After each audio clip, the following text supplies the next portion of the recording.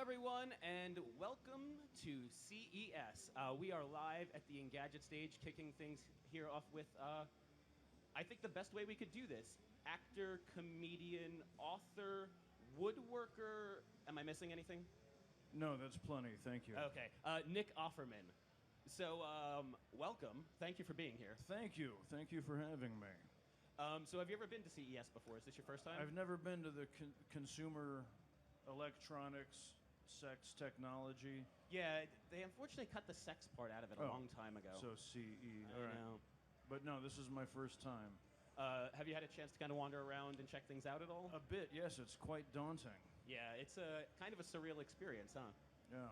But I imagine you've done other big conventions before. Mostly woodworking and tool shows. I've caught a couple auto shows, but generally table saws are more my bag. Not a whole lot of 70-inch screens and booth babes at woodworking conventions, I imagine. No. So why don't we just jump right to the reason you're here, which is this new campaign you have with American Greetings. So can you tell us a little bit about this? Sure, yeah. I was very excited to be brought on board by American Greetings, and I think it's a fantastic idea to say that here on the forefront of electronic technology, the actual device of a card with a sentimental message in it is the original and most important text, you know? And it really got me thinking, when you send any information on our devices, it's very effective. You can send a ton of information, and it's really handy and fast, but it doesn't carry the impact that a simple card does. And so they call it a device like no other, and I concur with that. It fits right into my own simple philosophy. And they were kind of promoting this, talking about the like brilliant display, and there's a stylus, which I believe is simply a number 2 pen with the American Greetings logo on it. That's right. Yeah. You have your choice of stylus. It's a great, slim new design. Takes up much less space than the smallest tablet. Can't be hacked.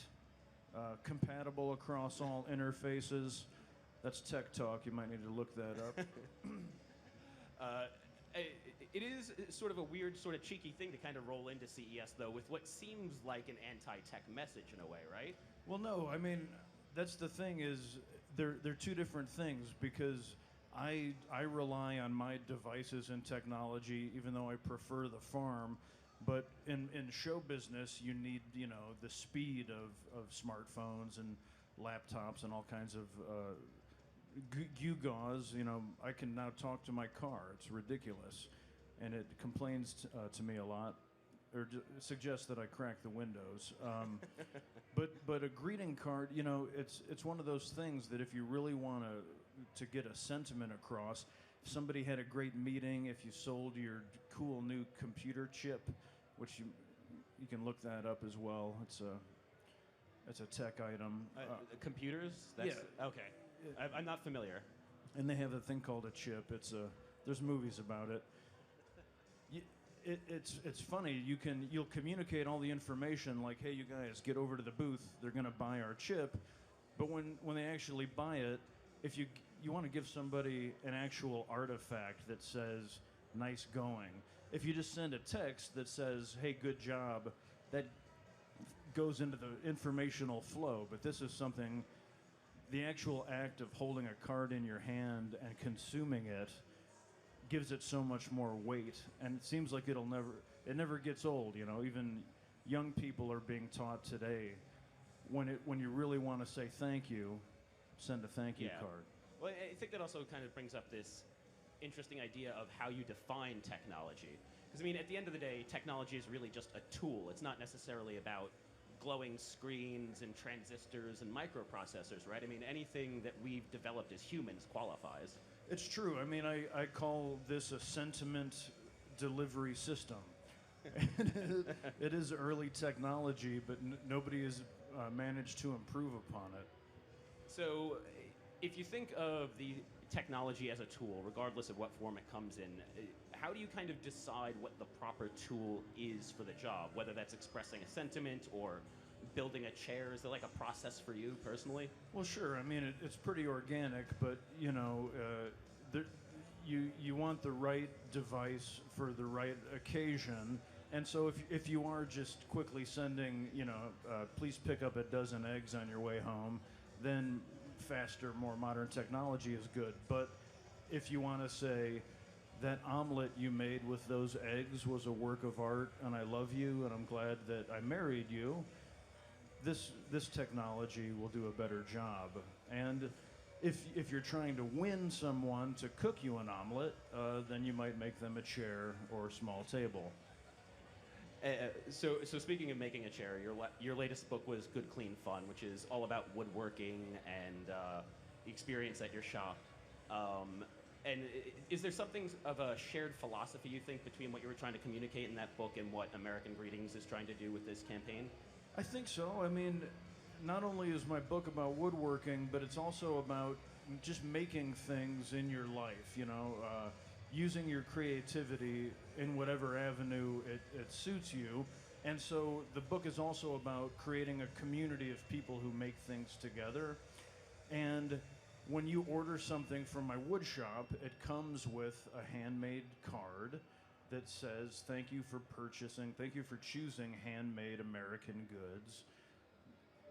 Sincerely, Nick Offerman. And so it's all of a piece, It's amazing the advances we're making in the world using technology and all the great innovations like we see here today. But this kind of personal touch goes hand in hand. As we achieve great things, we're still going to want to use the amazing power of the handwritten card. Yeah, and I think you kind of alluded to a good point there too, which is we have all of this technology and stuff that's kind of supposed to make our lives better, but there's something, it's disconnected us from our goods in a way. There's a different feeling between buying an IKEA chair and making a chair yourself, right? And getting back to that sort of tactile human feel is part of I think the idea of the book and the point of this campaign, right? It's true, yeah. I mean, you can use your technology to design a chair, and often we keep the robots out of my shop just because we're a handmade thing. But when we need to engrave a beautiful something on a piece, then we turn to our friends with CNC routers or 3D printers, all of which are amazing. But then at the end of it, there's that notion that if you deliver a piece of furniture and just send a text and say, hey, here's your furniture, there's something cold and impersonal about that. But simply your choice of card and how you choose to deliver it has a personality to it. And it's funny, the GCA, or Greeting Card Association, as I'm sure you're familiar with. Oh, very. According to them, Americans are still buying 6.5 billion greeting cards a year. That is a lot of cards. Is that crazy? So clearly it's not going out of style. And no. And that's why I think it's this wonderfully cheeky approach here at the convention to say, don't forget, I hope you do well with your fancy new Bluetooth butt plug, which is amazing, by the way. It's over in 17B. It's crazy. Try the bumpy road setting.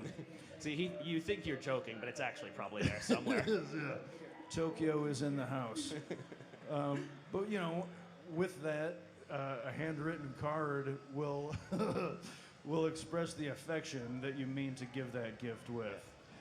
So do you have like a personal strategy for picking out greeting cards if you're going to get one for somebody? Do you have different styles for different people in your life, wife or whatever? Totally. I mean, there's an absolute art to it, and there's an incredible array of available messaging from really gentle and beautiful, poetic, in times when the message has to be consoling or gentle, and then all the way to like crazy cards that play songs and video games when you open them. And so I just use my gut depending on who the card is for and what the occasion is. But I'm a jackass, so I usually lean towards the cheeky ones where I'm like, oh, that's funny. That's understandable. This one has underwear on the inside. That's a good start. My personal strategy is always buy the wrong card and repurpose it for whatever event I think makes. That's a great move. You know, you can take a card, cross out a word, and completely change the message to something filthy. Yeah, it's wonderful. So, go back to your woodworking shop for a little bit. You said before that you don't have any super high-tech stuff in there. You don't have CNC machines or laser cutters. You kind of outsource all that stuff. But all those sort of tools are like cornerstones of the maker movement, and do you kind of identify with that? Do you consider yourself part of that? Sure, absolutely. I mean, it's funny. People kind of become a little bit partisan when it comes to using technology or not in your shop. And I say, if you're using your creativity to make things, I don't care if you're carving a stone sculpture or completely designing things with a 3D printer, you're still making things. It's still a human being using their creativity. And so I think all combinations of hand tools all the way to the most advanced technology are very important. Yeah, so you don't really see that much of a difference between the guys who are making like smart mailboxes with Arduinos and all of that stuff and what you do. No, I mean, that's the thing. People want to be purists about it because they say, oh, you made this chair, you know, with a keyboard rather than with hand tools. And as long as the client doesn't care, then who cares? I mean, if you have a purist client, then you have to address that and say, okay, I'm not going to use any electricity in the making of this chair. But by and large, as long as it's well made, I mean, that's where I draw the line. I don't care what tools or technology are being used, as long as you're delivering a good value to the American people. This is why I don't make things, because I'm just not very good with that stuff. But for somebody who is kind of looking to get into whether it's woodworking or, like I said, building smart mailboxes or, you know, even just like designing cards, like, do you have advice for them? Is there like a certain creative process that you like to tap into? Well, sure. I mean, I was brought up in a household that was like a 1970s Little House on the Prairie household where we just made things, you know, and if you needed something, your first notion, and this is before Amazon, you know, was still a Hershey bar in Jeff Bezos' back pocket, you would try to figure out if you could make something or fix something before you would go spend money on it. And so I have 3 siblings, and we all learned that we each have our strengths, you know. And so one of my sisters, if we can, we ask her to do the cooking. One of them is best for security systems. She's a great bouncer. She's really intimidating. My brother is amazing at brewing beer, and I make things out of wood. And so we all learn. I think that every human being is amazing at making something. And I always encourage, especially kids and young people, to try playing with everything in art class and everything, hopefully if you have a shop class, and you find what you can make. It might be lasagna, it might be curtains, it might be stained glass windows, it might be orgasms. These are all things we make with our hands that enlarge our lives, and which you can be paid to reproduce for other people. Some of those are more lucrative than others, I imagine. They are. Nice work if you can get it. Yeah. I was unfortunately just given the sign that we need to wrap up here. But before we go, I need to ask, will you join me for a glass of scotch? I know it's 10 a.m., but... A glass of single malt? Lagavulin 16. Lagavulin 16. I believe I'm contractually obligated to not turn down a taste of that delicious mother's milk. Well, I appreciate your contractual obligations then. I want to keep you happy. Well, I'm going to ask you to narrate this so that we're not just standing here in complete silence. Sure. The fine folks at the Lagavulin Distillery on the picturesque island of Isla in the Hebrides are just celebrating their 200-year anniversary. Just a taste, yes. The Isla scotches are known for their peaty, smoky flavor.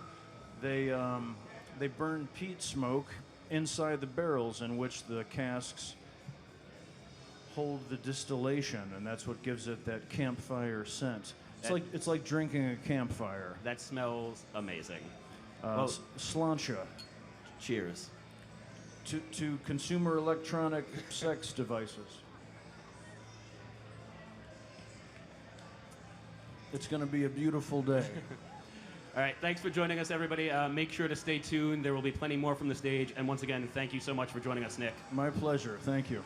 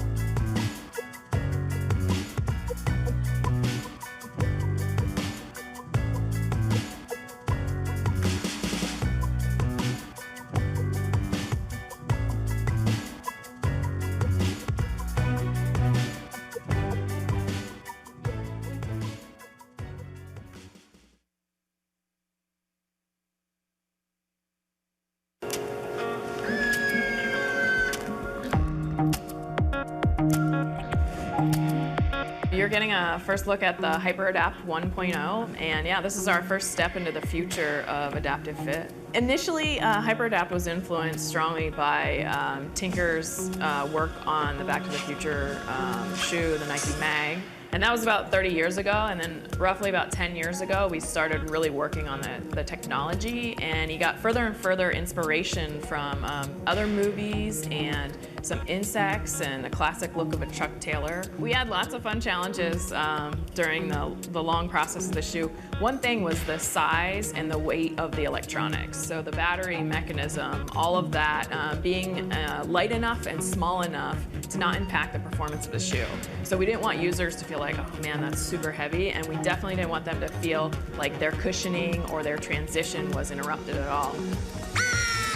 Also, the fit system, getting it to fit consistently and be instantly and precisely controlled with the mechanism and the lace engine, those were big challenges that took a long time to really develop and get just right for a majority of our consumers. MT squared, you have on the bottom, it stands for Mark Parker, Tinker Hatfield, and myself. You also have EARL on the tongue, and that stands for Electro-Adaptive Reactive Lacing, and that kind of explains the technology and how it behaves. So this is the packaging that the HyperAdapt 1.0 will come in. When you open it up, you get the two shoes, right and left, the charger, the service manual, and how the shoe charges. You use these pucks.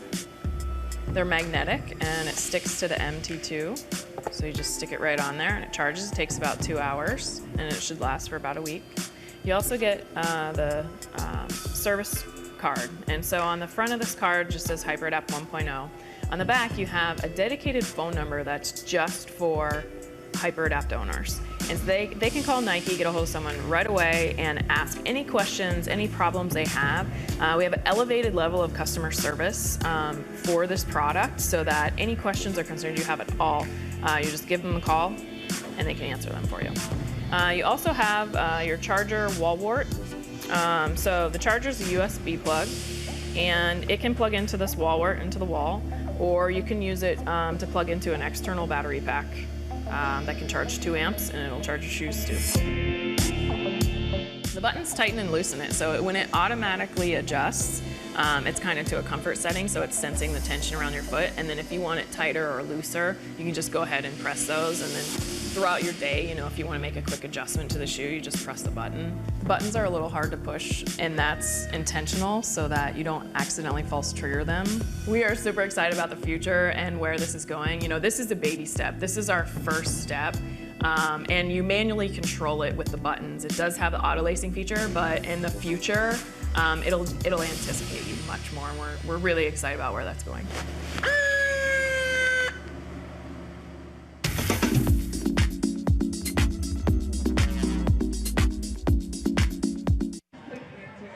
Hey y'all, welcome.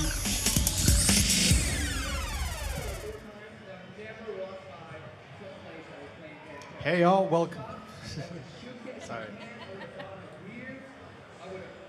Hey y'all, welcome to back to the Engadget stage, and we're here with the people behind the self-lacing HyperAdapt 1.0 and the mag. So Tiffany Beers and Tinker Hatfield here. So tell us, obviously it's been a busy year for both of you with these shoes that we have here. So tell us a little bit about how these came about. Well, as Tiffany mentioned in the video, this project probably did start about 30 years ago because we were working on a futuristic movie, and it was my job to look into the future 30 years out, and in my opinion, just sort of try to imagine what we might be able to do at, you know, that long into the future. And so I designed the shoe for the movie, and but I always thought that, you know, someday maybe we could make it really happen. So I didn't think of it as just a gag for the movie. So that's how it started.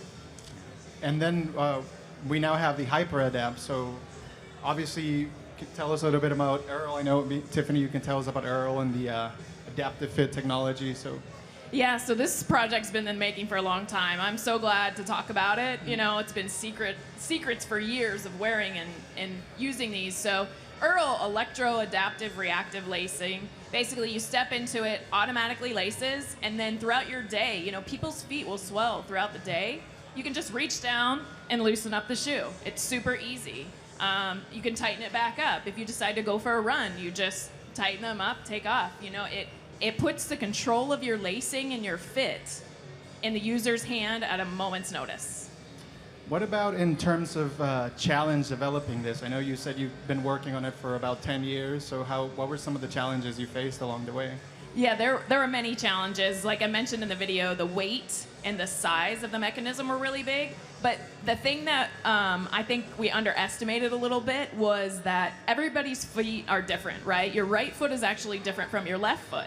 And so getting this system to automatically fit and fit well to everybody's feet was a massive undertaking. We had engineers working on this for months, measuring people's feet, having hundreds of people try these shoes on and tell us if it fit well and where we need to adjust it. And were there any sort of trade-offs you had to make to kind of make the shoe comfortable and still be kind of technologically advanced like it is? Absolutely. You know, originally the motor ran faster. It was actually faster, but when a consumer would press the button, it would tighten too much. And they couldn't get the fine-tuningness of it. So we actually slowed it down so that you could feel it, because it was the first time the consumer was interacting in this way. And we wanted them to have a really great experience when they pressed the button. They felt it reacting and not too much. So what, for you, Tinker, what kind of, you know, obviously we have this now, but what do you see as next and on the next step for HyperAdapt? Well, I'm glad you asked that, Edgar, because Tiffany again mentioned that this is our first just baby step into the world of adaptability, and along with it, of course, the world of electronics. So we've spent a lot of time trying to understand both of those concepts, and all the while, you know, it's essentially my job at Nike is to be a futurist, is to look into the future and work on projects and start projects that are different, but different for a good reason. And so we've talked a lot about how, and we've already initiated projects that will supersede this in technology and affordability, and also expand its potential. So there are other projects that are ongoing right now. Yeah, there's a 2.0 and a 3.0 actually in the works. No. Can you tell us a little bit about that, or is that you're just going to leave us with that? Kill everybody out here. There wouldn't be anything to talk about later. That is true. To bring it back a little bit to the Nike Mag, obviously one of the things that it doesn't get lost, but one of the things that ties into the mag is everything that goes for a good cause with when you get the 89 pairs you sold. So how did that idea come about? Well, you know, I think that initially, you know, when you try and pitch a new idea to your corporate, you know, folks, you know, the people that control the resources that everybody needs to accomplish their jobs, you know, part of the conversation was not so much oriented around profit. It was really a conversation about, well, how can we get this done, and then how can we make it meaningful and do something positive in the world. And we know, you know, all of us are touched by people with challenges, and maybe some of us have them ourselves. And it was pretty easy to think about how this could help people. And we're friends. I'm friends with Michael J. Fox. Worked on that movie a long time ago with him, and have maintained a little bit of a relationship. And the Parkinson's disease thing really popped up because of the connection with him, the movie, the original Back to the Future shoe. And it was really, it's very natural to think about how we could raise money for Parkinson's disease by auctioning off these, you know, unique products. And for the consumer HyperAdapt, what's the response been like? Amazing. I get people on Instagram all the time writing to me, showing how they're using them and they're wearing them and they're running in them. So far, it's been just tremendous. And the fact that they're wearing them is even, that shows, that's what we wanted. We want people to wear these shoes. Yeah, because Yeah. I know last time we met, you told me that it's supposed to be a performance shoes, first and foremost. So it's not just about like keeping it on a shelf somewhere. Yeah, we had tons of people run and train, and we put years of work into this to make it performance. If people don't use it for that, well, we could have come out with auto lacing in 2005 when we made the first one, what was it worth? It's to perform. That's really the goal of it. Adaptive performance on the fly, real time, right now. And I know Mark Parker, your CEO, mentioned some stuff recently during the earnings report about how this is obvious, and you talked a little bit about this. It's 1.0, and then 2.0, and the technology will come to other categories. So, can you expand a little bit on that without giving anything away? Good luck. Yeah. I mean, I think it's natural that I think Tinker, you want to speak about this, intentionally designed to look sort of basketball, sort of running. Yeah, well, so there's the movie shoe, right? And it is what it is. It's meant to be a theatrical and a kind of a big deal, so you can see it in a movie and maybe remember it. But the HyperAdapt 1.0 is really meant to be a new world Converse, Chuck Taylor, do anything in kind of product. And as such, I didn't really want it to look or be too crazy. I wanted it to look like you could just wear it with whatever, and also essentially, highlight the actual technology and not really the rest of the shoe. And I like the way it turned out. And I've had, I guess I've heard, and maybe Tiffany's heard that people are very excited about wearing high technology. But it doesn't look like the Back to the Future shoe. It doesn't look like something wild. It looks more normal. What about the response from athletes? Because I know, there have been a few who have received them, and their response is like, wow. But it's almost like they can't believe it. Like the ones I've gotten to deliver to, they're like, oh, it really works? I'm like, oh, yeah, it really works. We worked on it for 10 years. And so they're just kind of mesmerized about it. And you can see them start to think, like, oh, if this adapted on the fly, basketball players have their shoes tight the whole basketball game, and they're super tight. They can start understanding how it can loosen and change throughout the game. One of the early athletes was Elena Della Donna, and she got it instantly. She actually came and tried it on twice, and she was super into it. So I think on that note, I think I'll try it myself and see if you can guide me through it. Give it a go. I've tried them before, but let's see. That one of the things that it's been fun to watch reaction, even though everybody that we give the shoes to try on, whether it's a famous athlete or they know something's going to happen, but they're still super surprised. So and the reaction on video is always really fun. Everyone smiles for some reason when they put them on. And it tightens pretty quickly, right? I mean, you have to really be paying attention. What about these buttons? Yeah, so the What two about these buttons buttons here on the side? Yep, the top one tightens. Just press in front of it a little bit. And the back one loosens. And when you're ready to get out of them, you just press the loosen button and hold it for about 2 seconds, and it'll automatically fully unlace. And then there are some LED lights here on the back. What are those for? You want to talk about this?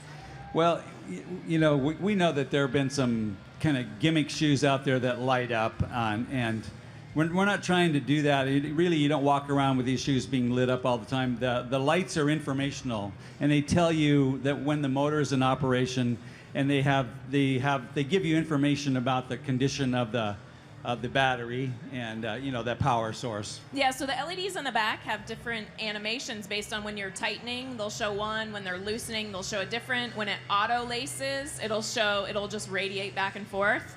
Also, the midfoot light has 2 animations. It's either flashing or giving you a battery indicator, or when you auto lace, it breathes. It just pulsates on and off. And what's the battery life on these puppies? You're not going to have to worry about no shoe range anxiety. At least 2 weeks. It takes about 2 hours to charge it. We've had athletes in them wearing them every single day and running in them, and them lasting over 6 weeks. And can you tell us a little bit about more of the design and the materials you use on this? Because I know there's a little thing here, MT squared. Maybe. Well, I think part of the process of design is making good decisions about how things are going to work. And so, it was to me, I felt like it was pretty important to locate the motor and the battery in the right place. And so I think we finally found the right place. But the reality is that you look at these projects and I think it's all about trying to make decisions about a particular consumer, and then you add in your own sort of philosophy about design. And so the materials here are this is a woven upper, and it allows us to actually embed different kinds of fibers. And Tiffany, of course, has been working on this day in and day out with a large team of people, and they really figured out how to make sure that the cables and the fibers all work together in an upper that's really like no other upper in the world. So it's really pretty exciting. Yeah, it takes a combination. Before 2008, in 2008 for the Beijing Olympics, we came out with Nike Flywear, and just thin cables that are super strong and they support your foot in the shoe. Until that came out, we were struggling with getting fit in the shoe. And then in 2012, Flyweave came out. And when we combined the two, like we did in one of the Air Jordans, the Air Jordan 29, that was kind of the magic, that we could hook the lace engine up to this and have amazing fit with both Nike Flywear and Nike Flyweave. Like that, without those two innovations, I don't know if this system would be as lightweight and comfortable as it is today. And speaking of the engine, I know you would think that the engine from the mag is what's on the HyperAdapt, but they're both the same, but the HyperAdapt is what's made it its way to the mag, right? Yeah, we actually originally started with the mag back in 2005 and quickly realized that this could be a performance solution, and so we went after the HyperAdapt and we actually developed it fully for performance. And then in 2015, we came back and used that same lace engine with a few modifications to the controlling and different LEDs and lights and put it into the mag. Now, switching gears a bit, we've now seen in footwear like 3D printing is becoming a kind of not a mainstream thing yet, but we're seeing more and more of that. Also, people using like biodegradable stuff. So where do you kind of see the future of footwear? It's actually interesting you bring that up. In the mag, there's actually 3D printed parts. There was no other way we could make those parts. And so there's actually 3D printed parts within that shoe. I think we'll just see that happen more and more as the materials evolve. That's gonna be a big, exciting thing for shoes too, I think. What about for you, Tinker? What do you see? Where do you see kind of 3D printing staying with that? Well, I guess I have a little bit different perspective in that I don't really care about 3D printing. I don't really care about technology per se. I just try and look at performance, and then we try an amazing array of different ways to get to the level of performance that we want. And in this case, these shoes it's different than trying to design electronics that are in a rigid box. These shoes have to flex, and they have to be in different kinds of conditions.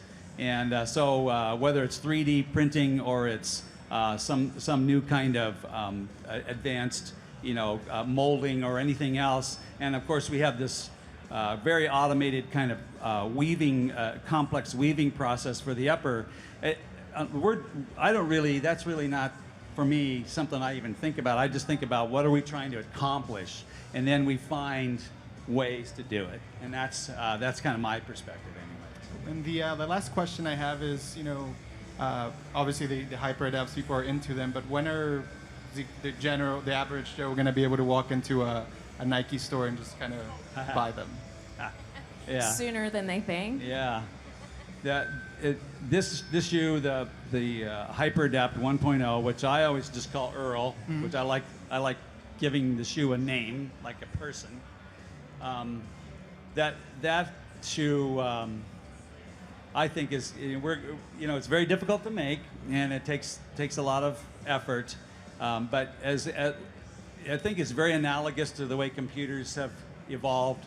We're going to see improvements in the way these shoes are made and the way they're designed so that they can be manufactured more easily. And of course, as we start to order more and more from the factories, the price will come down. Just like in any innovation, it's a little expensive up front because there aren't as many. The economy of scale is not quite in our favor. Having said that, there are many more of these HyperAdapt 1.0s that will start hitting the marketplace kind of in waves, wouldn't you say? Yeah, I'm not sure about the details, but there'll be more. We got to be careful. And even at $720, it's not like they're sitting on shelves or anything. People are paying they're that gone. money. No, we had a great conversion rate. Everyone who got the appointments, to buy the shoe, you make an appointment, and so we can have a great service with you and show you how the shoe works and have a good experience at a bunch of our different stores, and then you can choose to buy it or not.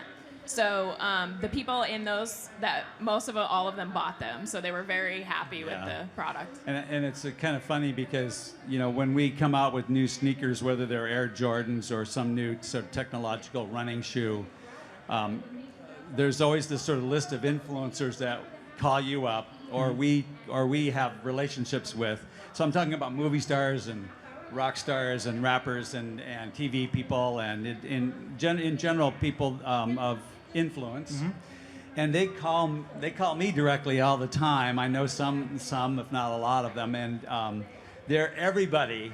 I am so tired of telling people, look, I can't send you a pair of HyperAdapt 1.0s because I don't have any. They're gone already, and I'm waiting for more to come in. And so it's been along with the fun of introducing a new technology and a product that people are really taking to, there's also this headache of how you sort of like trying to satisfy requests all over the place. So it's been very interesting. Well, great. Thank you for coming to visit us. Of course. And stay tuned to the Engadget CES stage as we'll have more coming soon. Thanks. Thank you. As fun as you remember it?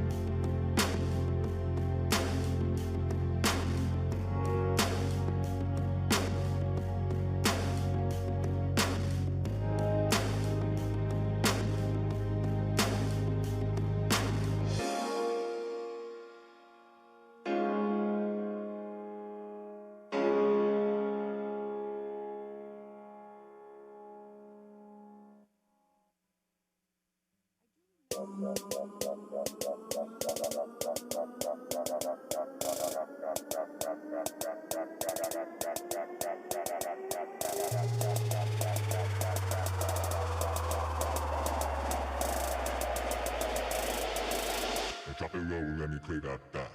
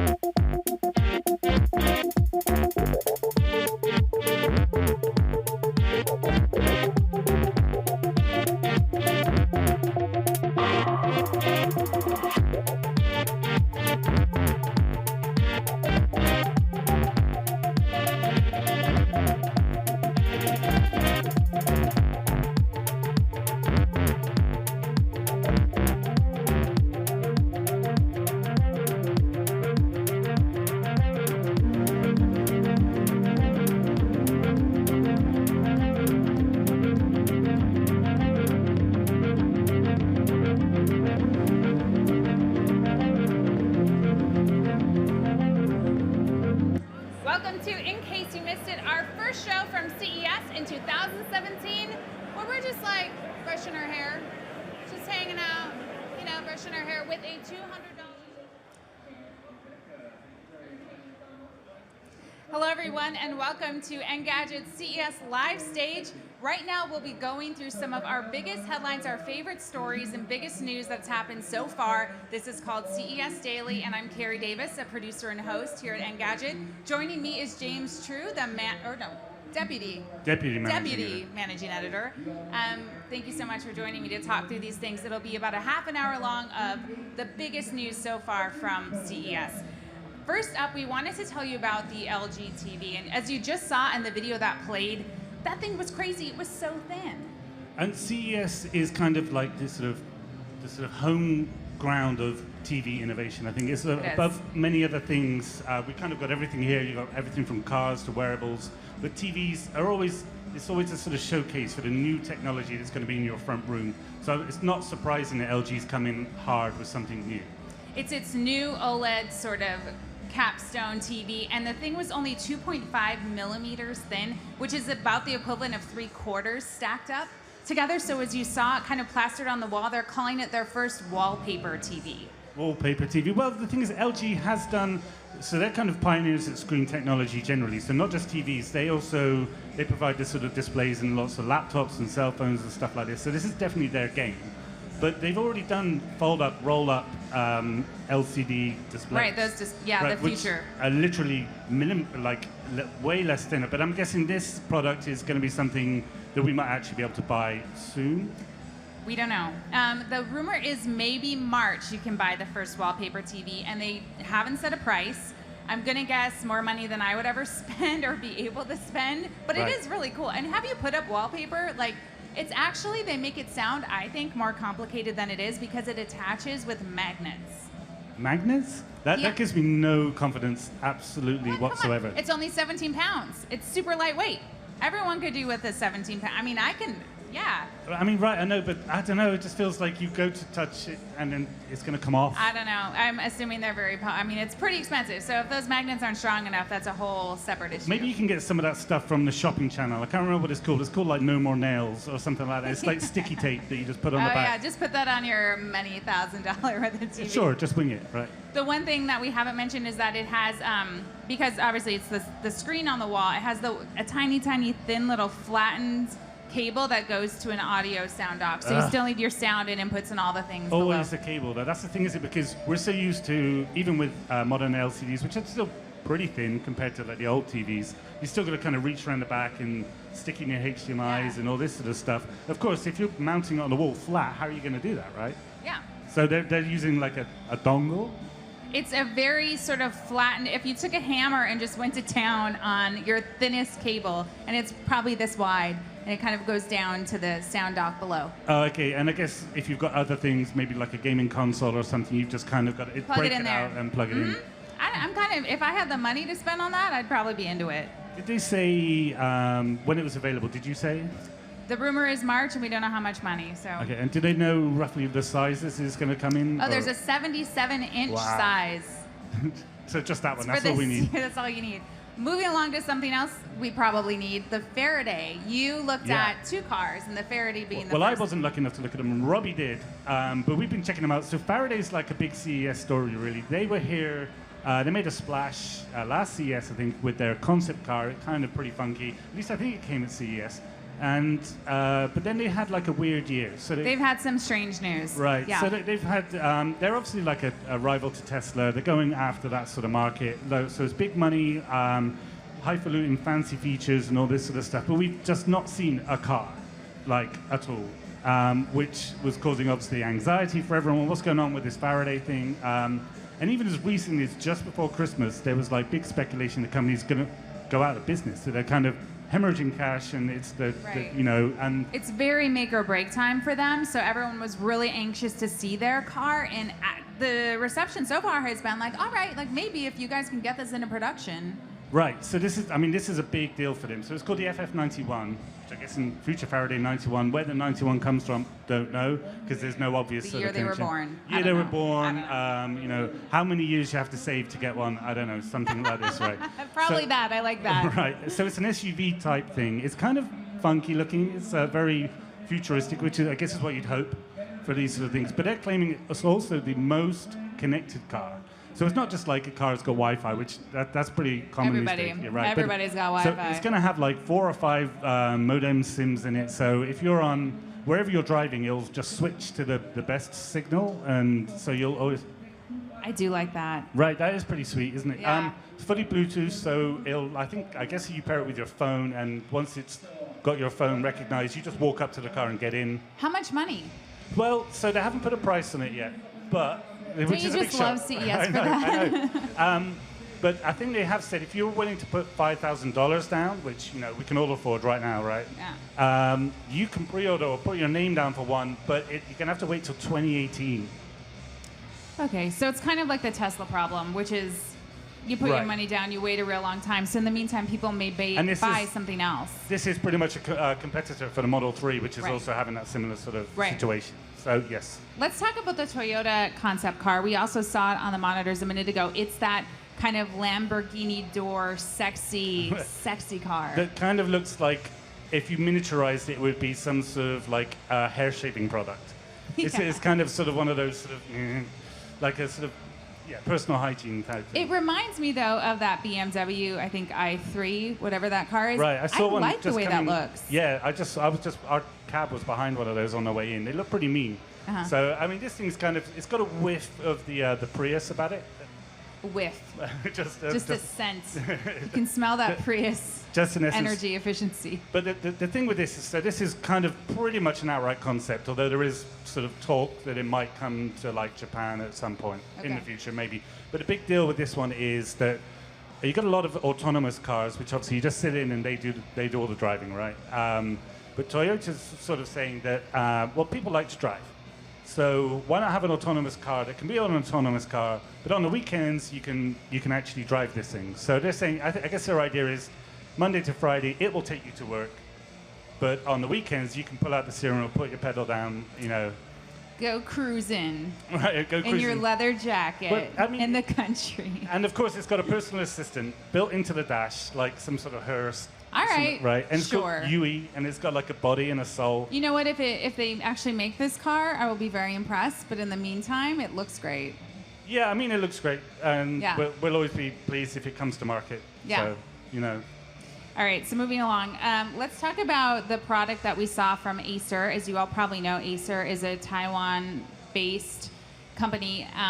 They kind of do a bit of everything. If you've got any sort of home computing product, there's got an laptops. Acer version of it. Yes. Right. It might not be the one that you want, but there will be one. They do some interesting things very often. I'm surprised by Acer products, and this is another example. It's eye tracking. It's this curved gaming display that you can play games also with your eyes. So where your eye looks, it sort of tracks it in eyes. So I mean, I saw Charlene's video briefly, but so when you say you play games with your eyes, so do you look where you want the It's assistive, and they've only got it demoed set up to one game. So What if you want to fire and stuff? Do you like have to blink, or is it two blinks I hope for? so. Well, if you really think about it, this could be modded in a way that can help people with disabilities, and that's interesting. Right, it's interesting because that happens a lot sometimes, isn't it? That there's a lot of accessibility technology, and then a consumer company comes along and does something that kind of makes Right. that better straight Just away. like right? the Kinect back in the day, that was Right. really exciting when they realized that could Right, help. absolutely. So Yeah. did they give any more details about it though? Yeah, so it's going to be $900.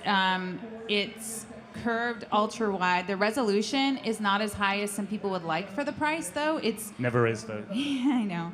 But the nice thing is that it has a super fast refresh rate. So I think James and I were talking before. We're both like, I'm maybe not the expert because I don't play games, at least not games like this. Right, and I think my problem is as well, I get so distracted that I would be like playing and I'm like, oh, what's over there? And then my character's You would die. and I'm dead. Immediately. You need to get serious. I would suck at that for sure. Okay, next up, we want to talk about BlackBerry. There was a day when I think BlackBerry. there's a small little applause every time you mention BlackBerry. I think people love BlackBerry, right? BlackBerry? Yeah! That's what I like. Those were coworkers. We paid them. Right. So BlackBerries, we all know, that was the thing. Not even that long ago, it seems like. That phone was everything. Here we are. Yeah, I mean, it's been a long, long, slow, painful journey for them, hasn't it? Just circling. Especially for us as writing about and covering this sort of stuff. It's literally watching something sort of little bits fall off of it. And and you feel bad for them when you talk to them. It's a whole guilt thing. But anyway, so as we know, is it TLC? TCL. TCL bought the global rights to BlackBerry, so they were sort of dead, not making any more phones. Then this company came along and bought the global rights to make phones in the BlackBerry name. I think that's kind of a smart move. It's because TCL people aren't so familiar with, but BlackBerry everyone knows, right? So it's kind of a brand that's got gravitas of some sort.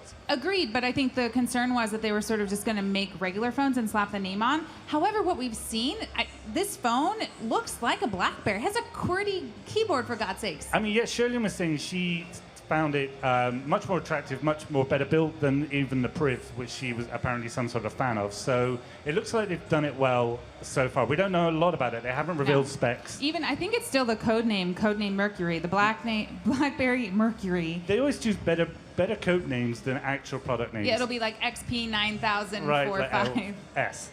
S. Don't forget the S. So, all right. So what we know is that it's QWERTY.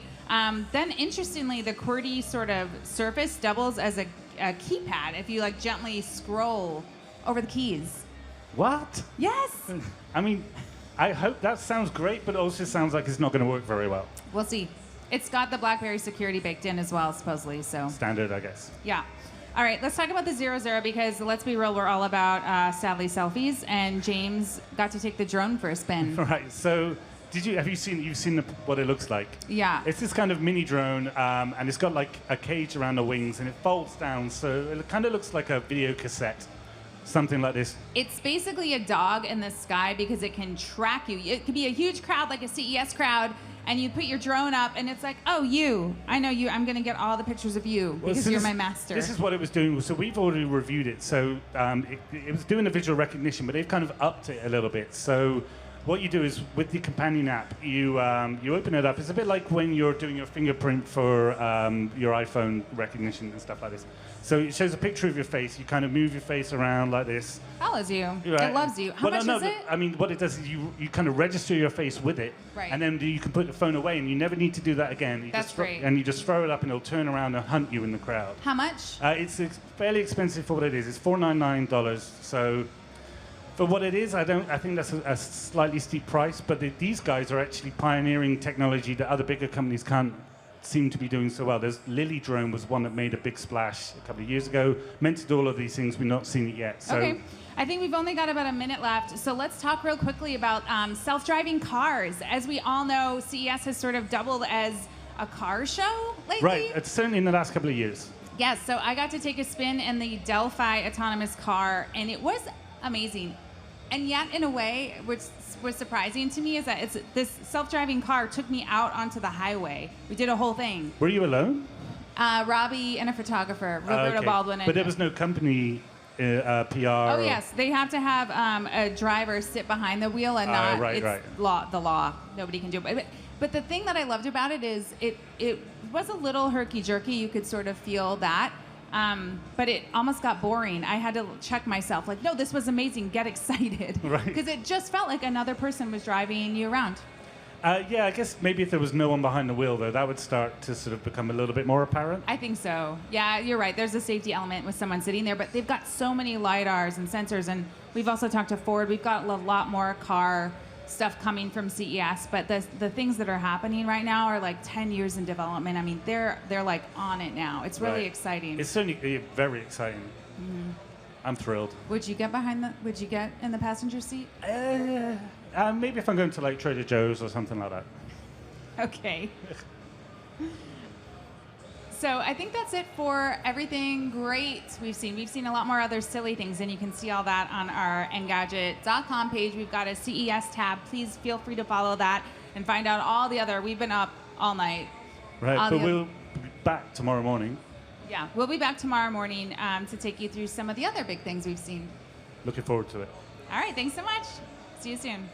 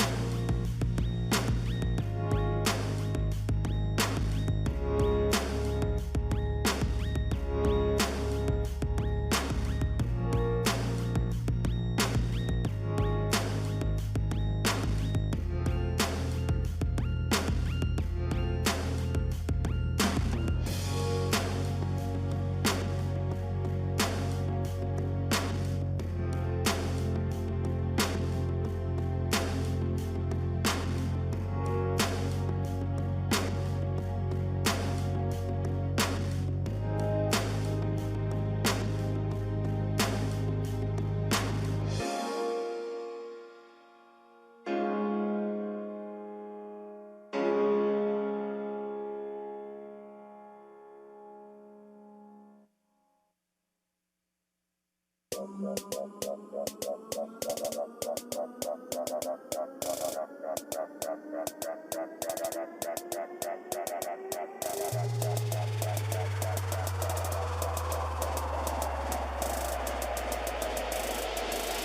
drop it low, let me play that back.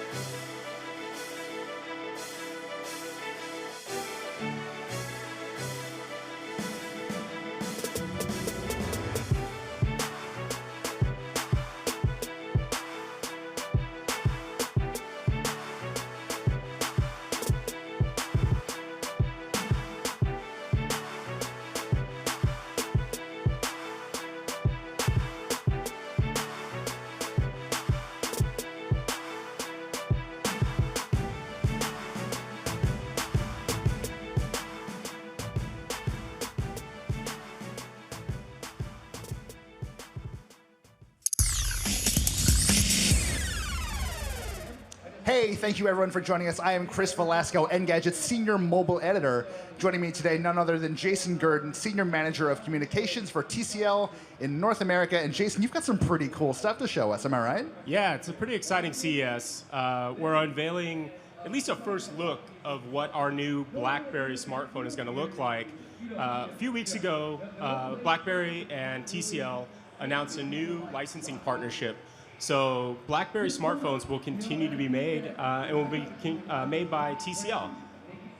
So we've got this device right here, which doesn't officially have a name, but we're all kind of calling it Mercury. Is that cool with you guys, by the way? Yeah, that's been the buzz on the internet, is everybody calling it Mercury. So we'll go with that for now until we get to Mobile World Congress and fully launch the device. But we at least wanted you guys to get a first look here at CES. So let's run really quickly through what we do know about this device. Obviously, it's got a touchscreen. It's got capacitive buttons, which is interesting. But you can also use your keyboard to scroll back and forth and up and down. What's up with that? Yeah, so that's continuing some of the BlackBerry legacy, right? So not only are we adding the QWERTY keyboard, but we are adding some of that functionality that BlackBerry has done in the past as well on things like the Passport. So it's really going back to the legacy of BlackBerry, but now continuing with, what is the legacy of TCL Communication, which is to make great quality smartphones and continue to build out a bigger portfolio of BlackBerry smartphones.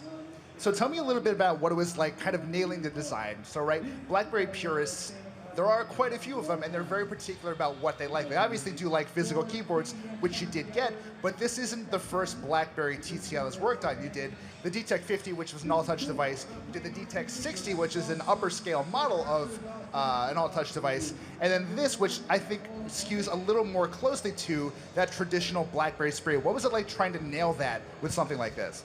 Yeah, so exactly like you said, it was really going back to that tradition, right? We did DTEC 50, DTEC 60, sort of as like a partnership with BlackBerry to bring those devices to market, to continue what they were doing with Android-powered BlackBerry smartphones. But as we were coming into this new phase of our partnership with BlackBerry, continuing to offer what is the most secure mobile experience possible, we wanted to make sure that we brought back some of those elements that really made BlackBerry so distinctly different in the smartphone space. So really quickly, I want to run through the camera, which I've been playing with. Not to be rude, I've been playing with it a little bit while you've been talking. I know most of the specs are still pretty sealed tightly under wraps, but the camera is pretty good. I've been taking a couple of photos of the audience here.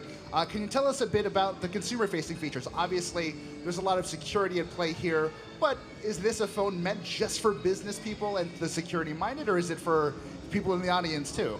So yes and no. So the reality is, there's part of what we need to do to stabilize the BlackBerry brand, and we will focus on the enterprise initially to do that. We will work with the carriers. We'll also work within the enterprise community to really kind of stabilize that. Again, build out that portfolio. So I would say certainly for more of the prosumer audience that is really, BYOD for business, especially, there's some great consumer features here. And frankly, smartphone security is something that all of us are starting to pay more attention to. So having that legacy of smartphone security through BlackBerry, and BlackBerry is going to continue to own their security software. So TCL will be making the hardware, but we're still going to be working with BlackBerry very closely on integrating their, really best security technology that you have available for a smartphone and making sure that it's in all of our BlackBerry devices going forward. I think the most important thing that I've kind of felt having played with this for, frankly, not a whole lot of time is that the feel is kind of perfect. I think your previous phones were a little on the plasticky side, very lightweight. They were sort of designs you already had that BlackBerry kind of ran with. But this feels incredible. What is this made out of? Tell us more about the materials. Yeah, so we've got a full aluminum frame on the chassis, and then it does have a textured backing as well. So you do get a really nice, comfortable feeling smartphone. It's got a really great balance and weight to it. And then, like you said, just holding it in your hand, it actually feels like a really premium device. So really excited about getting to Mobile World Congress and sharing more with everybody on things like the full specs and the camera and the internals and all that kind of stuff. I do have to ask, so One of my very first smartphones ever was a BlackBerry Tor 9630, I believe. And I fell in love with that keyboard, and I think you guys have done a really nice job capturing the sort of soul of the keyboard, which is, as any BlackBerry fan will tell you, is so crucial to the experience. What was that like? Yeah, so you hit right on it. It was all about making sure, and there, quite frankly, is still some refinements that we're working on. What we have here is really just sort of an alpha build of the device. So there will be further refinements in that keyboard experience, especially on the software side, to make sure it's ultra responsive, to make sure it has all those functionality pieces. So we're being very, very thoughtful, very, very mindful of that legacy, again, to make sure that what we deliver with the end product and what we bring to market does go back to what BlackBerry users and, quite frankly, enterprise users would expect from a device like this. And it's really interesting you bring up the concept of legacy. Obviously, BlackBerry, huge, huge force in the smartphone space very early on. I think fair to say towards the end, more recent years, kind of lost its luster a little bit, especially as we've seen companies like Apple, Samsung, and TCL to an extent pick up traction. What is it like trying to take that reputation and bring it into the future? Yeah, so it's certainly exciting from our standpoint to get to really reintroduce and rejuvenate that BlackBerry smartphone experience. Certainly there's a lot of work to be done, but yeah, there's a great path ahead. I think the important thing for people to take away is, BlackBerry smartphones are not going away. This is going to be part of our portfolio under TCL. You mentioned what we do with Alcatel on more of the consumer side. So this is just complementing what we're already doing and taking what we've learned and what we've really perfected in terms of growing a brand in Alcatel, and now making sure that BlackBerry gets that same patience and deliberate approach to delivering a smartphone experience that people can be excited about again. I mean, that sounds great, but this is no small feat, right? Like, this is an actual challenge that TCL has chosen to take on for itself, and I think with something like the Mercury, it's a very strong step forward, but, I mean, this is difficult, no? Yeah, I mean, certainly, like anything in our business, it takes patience, it takes time, and it really does take taking a bold approach to the market. I mean, if we look at where the smartphone market is today and the way that things are shaping, we've grown Alcatel and the TCL communication, portfolio into a top 4 here in North America by being patient. So we're going to continue to be patient. We know what we need to do. We're not going into this blindly by any means. We know what we need to do to really rejuvenate this BlackBerry brand. So we're going to focus in 2017 on stabilizing things, and we look forward to 2018 really being hopefully that inflection point where we start to see that turn and people, again, being proud and excited to have a BlackBerry smartphone. So take me through 2017, 2018, and beyond. What's the end goal for working with BlackBerry in a situation like this? Do you want to help the brand kind of regain its former glory, its top spot, or are the ambitions more modest and tempered by now?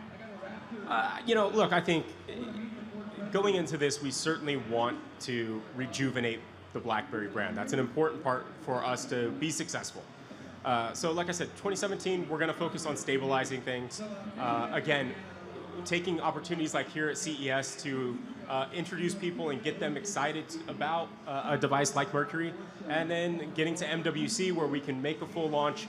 And really, this is just the beginning, right? There is a much bigger play here. There is a much bigger portfolio that we want to bring to market. Just within TCL communication in general. So it's taking that approach and just being patient about it. Gotcha. Parting question for you. You've mentioned Mobile World Congress a few times, trade show in Barcelona that kicks off, I believe, this year, end of February, early March. Do you guys plan to keep the lines of communication open prior to then? Will we hear more from you about Mercury before we get on a plane to Spain? Yeah, I think it's certainly fair to say we will share some tidbits before we get into Barcelona. Certainly, we don't want to lose this momentum that we've got here. It's been a huge hit so far at CES, and a lot of people really, really excited about what we have going on. So certainly, I think we're going to keep that momentum going, and really to MWC and beyond. Awesome. Jason, thank you so much for joining us. Thank you for bringing the BlackBerry Mercury by. I'm probably going to take this and not give it back for a little while. But thank you guys for watching. I'm Chris Velasco, Senior Editor at Engadget. We've got so much more coverage coming to you from here, CES 2017, so stay tuned for a lot more.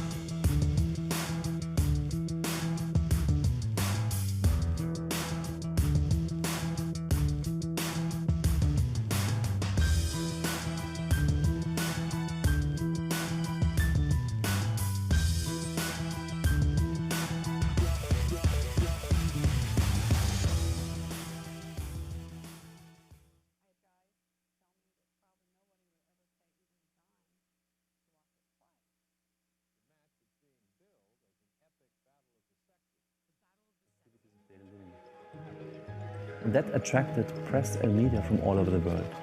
The stadium was sold out. We had 4,600 tickets sold, and additionally there were about 1,000 people who were helpers or members of the teams. It's everything I was expecting. I did the math and counted how many teams were going to be here. I knew it was going to be a lot of people competing and a lot of different events, but I didn't think they would catch on to be as big a thing as it is. I imagined that it could be great, but yesterday it was amazing. At the Cybertron, we had 6 different disciplines. They had to climb stairs using a wheelchair or running upstairs with a prosthetic aid or exoskeletal aids. We had also one race with arm prosthetic devices where people had to show that they're able to do some tasks which are relevant for preparing breakfast. And there was a brain-computer interface race where completely paralyzed pilots, they could drive and control a computer avatar in a game. And then we had a race completely paralyzed pilots are using a passive bike, and the muscles are artificially stimulated because those pilots are completely spinal cord injured.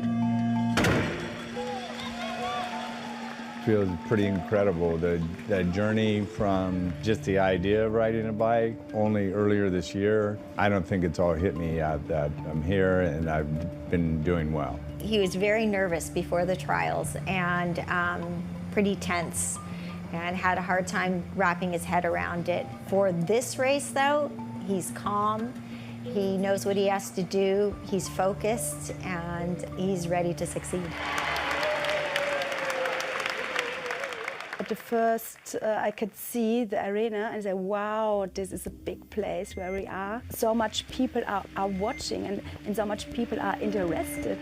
I was a little bit nervous. Man war natürlich sehr aufgeregt. Es war ein gewisser Druck da, man will natürlich auch gewinnen. The pilots are a bit anxious at first and then they are eager, they just want to do it and they want to get through it. Hat man im Prinzip alles ausgeblendet und man hatte bloß noch diesen Tunnelblick. And then it becomes a bit of a competition. It's really kind of a sporting event for these guys. I mean, it's been quite a journey, you know. I mean, starting back in March, I was training down in Mexico with really high humidity and high heat. Team Cleveland has put so much effort into this whole thing. Having us come out there as many times as we did, and the money and the funds that were spent on really pursuing excellence, and it paid off. And then Wednesday night, it was decided that I was going to be the lead rider. And then at medical check-in, I had movement in my right leg. His injury level wasn't as high as the level that they needed to be to compete. He has some hip flexor motion, and because of that, even though it's small, they did have to disqualify him. You know, you can't help but have some disappointment. I mean, there is a certain deflation that occurs at that very second. But then there's a realization that it's not an I program, it's a we program. You know, I just chipped in and just did what I could, you know, to make it better. So that put Mark in as the runner-up, moved him from the standby person back up to the actual guy. Yeah, it was very exciting to find out that I was going to compete, and representing the United States is awesome. That's a dream for many people, and I got to be one of the chosen few that got to be in the right place at the right time, keep doing the next right thing, and now the next right thing has happened. 3, 2, 1. So in the first race, I'm relaxed, I'm concentrated, and I only see the tasks. So for me, the biggest thing was the cone. I couldn't grab it because the hand was so small. I leave it there, I go to the next step, I say, okay, the hot wire loop, for me it was not so easy, the handle was so big. I touched the wire, so okay, it ends before it starts, I need to go on. Well, Lucas was quite nervous. The crowd and the competitive environment got him a little bit nervous. And he did very well until the last obstacle. He caught his toe a little bit and then lost balance, and then he dropped the object he needed to carry over. But I think overall, the combination of Lucas as pilot with the powered leg prototype was quite highly performing. In the last few minutes, as we wheeled up into the ready room, I was getting very excited and starting to feel a little anxious. And then once I made to the first turn and everything was working properly, I relaxed and just finished the race. It felt good to go around the track and have nothing go wrong. And I know I only have to do that one more time. If I can just compete like I trained, then everything will be fine. Watching him race was very emotional. I'm so proud of him and the team. He just raced so smooth, and it was a beautiful sight. It takes a lot of energy and a lot of courage, I think, for these pilots, wheelchairs or in exoskeleton or in FES bikes, to cover like the distance and go through the obstacles. It doesn't need to be the most complex and the newest technology to do a very good performance. At the leg prosthetics race, the gold medal winner from Ösel company was winning with passive prosthesis. Our pilot Elgi Sveinsson completed first on the overall ranking. Elgi is a Paralympic athlete. He throws the javelin in Paralympic. You could see he's a very fast walker, but you can also see that how much he's in control.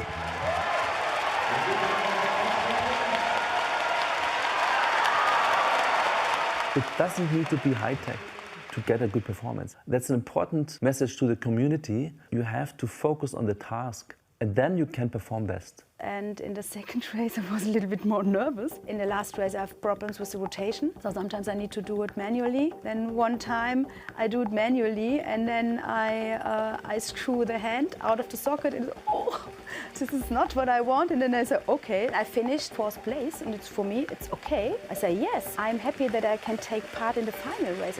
I'm the only woman, and I'm in the final. Obviously, Carol is my biggest cheerleader. When Mark was racing, you know, I was filming the whole thing. Then, of course, I had the cowbell and ringing the cowbell, so my film's all bouncy because I was screaming for him. When he did win, it was just so awesome. You know, I could see his face, big smile on his face. Very grateful to be here. When I won, we won. It's me and Carol always. Das größte Hindernis war wirklich diese Piste, die hin und her gesprungen ist und die Steine, wo man über den Fluss gehen sollte. Da war ich wieder ein bisschen vor, der amerikanische Kollege dann gemacht. Ich habe diese schräge Piste dann ganz gut gemeistert. Die konnte er nicht machen. Das passierte fast gleichzeitig, aber weil wir eben ein bisschen schneller gehen konnten, da konnte ich in den letzten Metern dann noch wieder.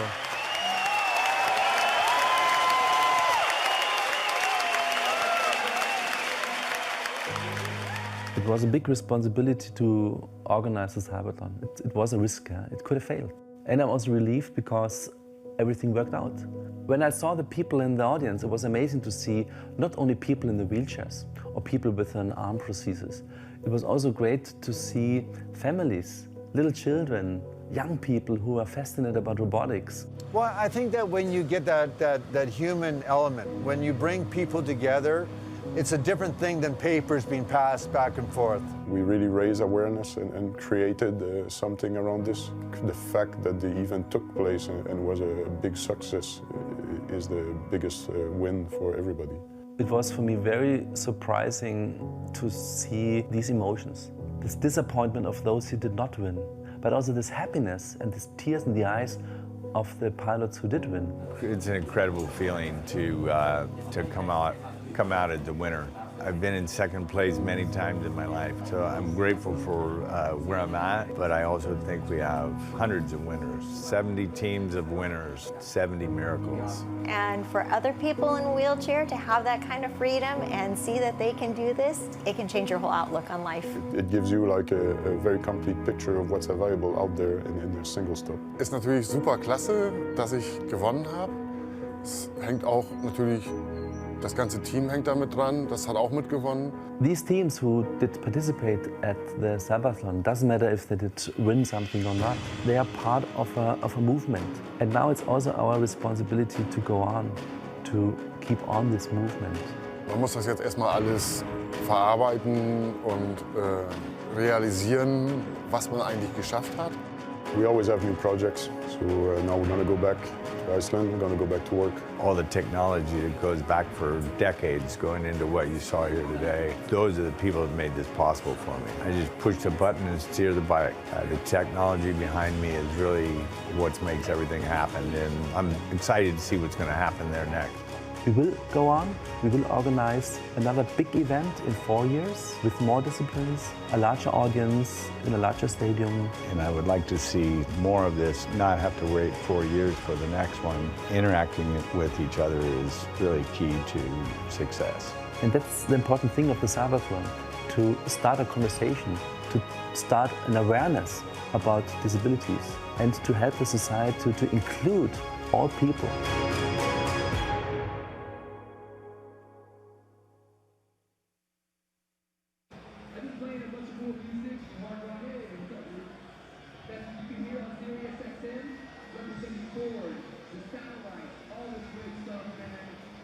Hello, nerds, and welcome to the CES edition of the Engadget podcast. This is episode 21, Ooh, Las Vegas. Ooh. We're on a kind of a tight schedule. We can't ramble as much as normal, so I'm going to get right to the introductions. Joining me, Billy Steele. Hello. James True. Hello. Nicole Lee. Hi. How are you guys doing? We're here. Yeah? At least in body, if not in spirit. Surviving. True. Surviving. You all woke up this morning, so that's something. That's true. That's right. You might not wish you did. Also true. Jury is out. So how many CESs is this for you guys? 5. 5 for me. 11. Oh, Jesus. Yeah. You've done even more than me. Yeah. I feel like I need a medal or something. I think We'll you get do. you one. Well, actually, don't you get a little ribbon? Oh, the ribbon I got was like the 5-year ribbon, which I feel really ripped off, to be Wait, honest. whoa. You did 11 years. I did 11 years. You should get a 10-plus ribbon. I should get a 10-plus ribbon, but they gave me a 5-plus year ribbon. Did you not ask them? Did you say, whoa, back up a little bit? Is it a badge of honor to be here more than 10 years? I don't know if it is. So for those who don't know, CES is celebrating its 50th anniversary, That's and right. all of the exhibitors and journalists were given little ribbons to put on their badges, letting everybody know just how long they've been suffering through this massive, massive event. I am on the lookout for one of those 50-plus ribbons. I haven't seen one yet. I want to find that guy, though, and find out what the fuck is wrong with him. It is just one guy, I bet, right? Yeah, it's got to be just one person. And even if you were here 50, would you really want to advertise that you've been here? I would be keeping that a wouldn't. secret. So we're officially into CES now. Yes. This is, for us, it's been going on for a few days. Yeah. We had all the big pre-show events unveiled, PepCom, and all the press conferences were yesterday. Any sort of things standing out to you guys? Any trends? Any, like, super exciting products? There's always TVs. I mean, TVs is a safe bet. I always find that our problem is you think that we're here for so long, 4 days already or whatever it is, and then you sort of think, I must have a bunch of stuff that I know about now, but because you're so funneled into your one thing, everyone else seems to do all the fun stuff, and you only ever see some, like, whatever's unveiled, you're doing some smart lock or whatever, you know. So I haven't really seen anything big yet myself. I do feel like there are a lot more cars this year for some reason. I have that feeling. Yeah, well, I mean, that seems like that's something that started a few years ago. It started to become a bigger part of the show. And then last year, I believe, Robbie wrote the piece about how CES had finally just embraced it and become a car show. And speaking of cars, if you're hearing a whole lot of background noise, that's our neighbors at Ford blasting music over us. Hi, guys. But I mean, Chrysler this year, they're skipping the Detroit Auto Show, which is next week, I believe. Yeah. They made their announcement here, which was the minivan for millennials. Yeah. All of the big car companies seem to have press conferences this year, which is kind of craziness. This is supposed to be Samsung and LG show. Right. And now Toyota, Ford, and Mercedes are like... I feel really sorry for Robbie. Like, he's our car editor, and he's our one car editor, Yeah. and he has to cover all of the car conferences. And it's kind of He's crazy. actually oddly excited and still chipper. Very strange. I don't know how that guy does it. Yeah. Especially some of the meetings, they seem to, because they have to be far away sometimes if they're doing autonomous cars and stuff like this. So they tend to be sort of out in the desert or wherever it is, and they're like 6 in the morning like start for the event, not to get up. Like Robbie actually- has woken up at 3 in the morning to go to an event. I do not envy him at all. So the other big trend, though, has been sort of voice control in literally everything. Everything. Yesterday, there was a voice controls trash can. Yeah. Can you tell us a little bit about this? Because I'm not entirely sure I understand. You say open can, and it'll open. And that's literally it. That is literally it. Why? Who needs that? It's in case you're doing something already with your feet, right? I guess you're doing something like this, so you can just like throw it in like that because it's too much bother to get up and push the pedal. Well, yeah, that foot pedal's gonna break after a couple weeks anyway, so. Sure. And the voice control won't? No, it's forever. Voice control is forever, that's right. Motors never wear down. That's right. Microphones never get ruined. 100%. And computers are perfect and infallible. Absolutely. Yeah, that is literally, there is no reason why you need a voice control trash can. Yeah, I literally don't understand it. But I mean, on a more serious note, we have seen, especially with Alexa, everybody just kind of like either deciding they're going to hook into that ecosystem and let their products talk to it and be controlled by it, deliver information to it, or actually building Alexa into the products themselves. Yeah, Alexa is in a variety of cars now. Speaking of Ford, our neighbors, you can control Ford cars with Alexa. It's in Hyundai vehicles. I think it's coming to BMW as well. So it's kind of crazy that you can just it's in all of these different car manufacturers now. Yeah, there's like an open source standard that's going to be available for all automakers. So it's going to be more than just a few who have made specific announcements about it. So we're putting it in cars. Yeah. Yep. Robots. There was a robot called, I think, Lynx, by a company called UBTech. Yeah, something like that. And and it's like a dancing robot that you can control with Alexa. It's powered by Alexa's Similar voice to Pepper. Yeah, it looks like a sort of dancing pepper that you can also ask it for a chicken casserole recipe. Sure. I apologize to the viewers who may have had their view blocked by the jerk that just walked through the cameras. Thanks. I'm just going to call out everybody who's being it was their view of you, so. Yeah. That actually legitimately distracted me watching that. I was like, you're kidding me, right? I'm sorry. So UBTech, right? A That's where we robot were? with Alexa Yes, is where we were. we were on Alexa. Yes. They have like a whole line of robots, though, don't they? It's not Yeah. just the one. It's like there are a few. I think it's called like AlphaBot or something is the line. That is a good name, though. Come Yeah. on. They must have thought of that. We'll build the product around the name. Yeah. I feel like that about a lot of things we see here, though. It's always like it's Name first. Name and first. Then we'll product do later. the seed funding after. Yeah. And also there's occasionally the ones where you think that maybe they should have looked up what their name means in other languages. Right, there was one at PepCom last night. I'm not going to say it on stage. You shouldn't. Right, but it was a pet-related product with a very poorly thought-out name. Yeah. Was it powered by Alexa? I didn't go near enough to find out. Yeah, there was one it unveiled as well that was a. It turned out, I didn't really notice it at first until I was like Googling the product and I realized, oh, this is like a super racist way of pronouncing a word. Great. I was like, okay. And then you have Sony, who's just given up entirely, and they just do a series of letters and numbers as the product names. So super creative. Soundbar HTMT 500. Yeah. It's crazy. I mean, I can understand. That's the sort of thing that gets me excited. I like random collections, like something I could use as a password. That's like how I like to think of my... 100%. Yeah. So what you're saying is their naming was just a copy and paste error. Yes. Someone pasted their password into the Google Doc. Somebody's life is absolutely ruined right now because it was their banking password. So, not Sony, but we had LG and... Whirlpool.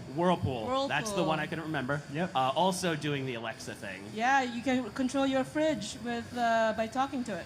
But what do you need to control on your fridge? Turn the ice maker on and off. Of course. Temperature control for specific compartments. I would have thought it made more sense to have that where you can sort of hook into Amazon's grocery stuff. That would make sense, yeah. So you could be like, order me more beer. Well, so you can do that, though, because it's Alexa, you can just, reorder stuff from Amazon Pantry or whatever it's called. Well, Whirlpool already had, Amazon Dash functionality built into the some of their button, right? things. Yeah, that's the button. The ordering buttons. So Alexa is just like an expansion of that, but Whirlpool is doing more than just a refrigerator. It's laundry, ovens, laundry. washer, so dryer. you can ask Alexa when your clothes will be dry, when you need to switch them out of the washer. It'll sort of like ping. I think it'll ping your smartphone or something. With Right. Like, Yeah. your clothes are dry now. Come. Pick them To be up. fair, that seems actually super useful. Yeah. I know that whenever I go and do laundry, I have a tendency to get distracted and the buzzer on the dryer at my parents' house, because I live in a one-bedroom apartment, don't have room for a washer and dryer of my own, don't judge me. Like, I always forget about it, and I'm like, oh shit, I should go do that. And, you know, my wife will be like, where are you? I'm like, well, I've only done one load of laundry because I got stuck watching TV and distracted, and the wash has been sitting in the dryer for about an hour now, untouched. Yeah. So you've got loads of tiny sweaters. Yeah. Very, very tiny sweaters. Plus with the, I'm sorry. No, you go ahead. I'm sure you're. I was gonna say with the refrigerators, like Samsung always puts like a massive screen Yeah. in their refrigerators or whatever. So these companies are thinking that the refrigerator is like the centerpiece of your kitchen. Yeah. And it's a place where if you have like a bar where you sit and eat breakfast, you can get your news and your weather and stuff like that from Alexa to the front panel of the refrigerator as well. And so that's kind of one of the things that they're doing a little bit different, though. So Whirlpool, unless I'm mistaken, is letting their devices talk to Alexa, so you can control them through an Echo. It'll send information to them. Yeah. But LG is actually building Alexa into the refrigerator. Correct. Like it's a standalone Alexa unit. Right. So you can talk to it, ask it weather, and all of that stuff. I think that seems to be a lot of the.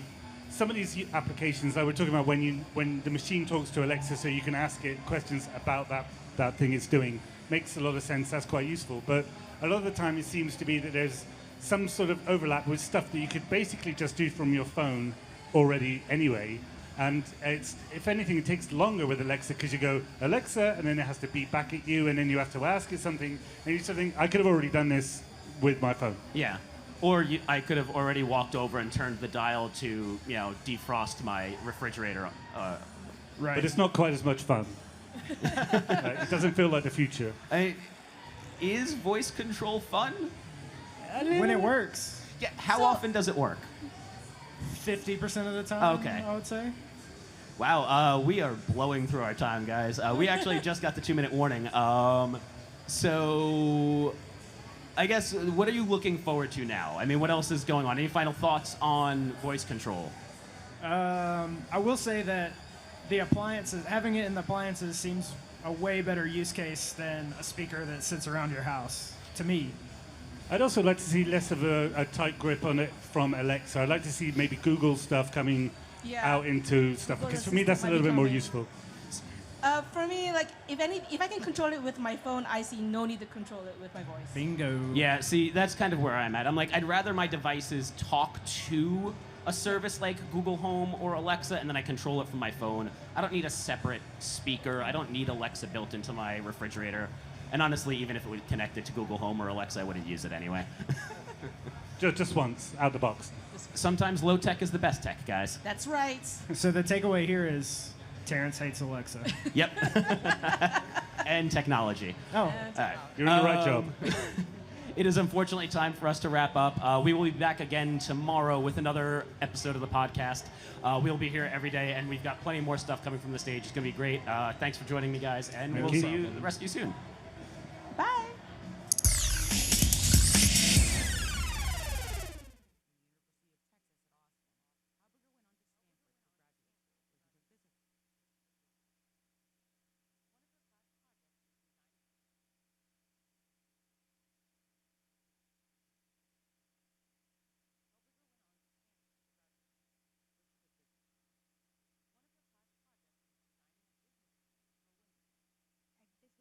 the class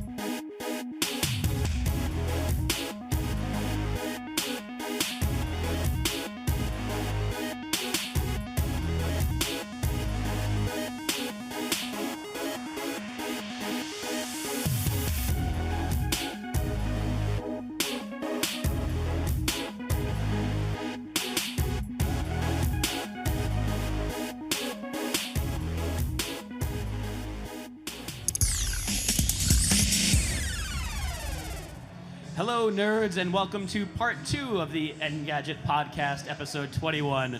Ooh, Las Vegas. Sorry for the brief interruption. We had a little bit of a mishap, but we're back to give you a little bit more fun. It's like Mad Men. Yeah. The last season. We broke it up into 2 parts. That's the good way to do it. You really milk it for all it's worth. That's right. I think we might do that for the rest of the week. Every episode of the podcast is going to come in installments. More installments as we move on. So by Saturday, we'll be at, 4, 5? 5 parts? Yeah. 5 parts, yeah. Sounds good. 5-part Engadget podcast. I like that. I like it. So we kind of tapped out the Alexa thing. Yep. Why don't we just kind of talk a little bit more about the stuff that you've seen at the show? Because, I personally haven't had much of a chance to go see the floor and see a bunch of stuff, so I'm going to rely on you to tell me what I need to be checking out. So, Billy, what was kind of your favorite thing you saw? So far, it's the B&O BeoPlay M5 speaker. It was announced this morning, and we'll have something up on the site later this afternoon about it. But it's a multi-room audio, wireless speaker, Wi-Fi, Bluetooth, Chromecast, Spotify Connect, AirPlay, all of it. Does it use WiSER like the other ones used to, the original wireless ones? I'm not 100% sure, but I'm sure it's in. They have a long list of specs and stuff like that. And is it beautiful? I'm guessing it is. Oh yeah, that's half of it for me. Their stuff is so well designed, and it sounds really good.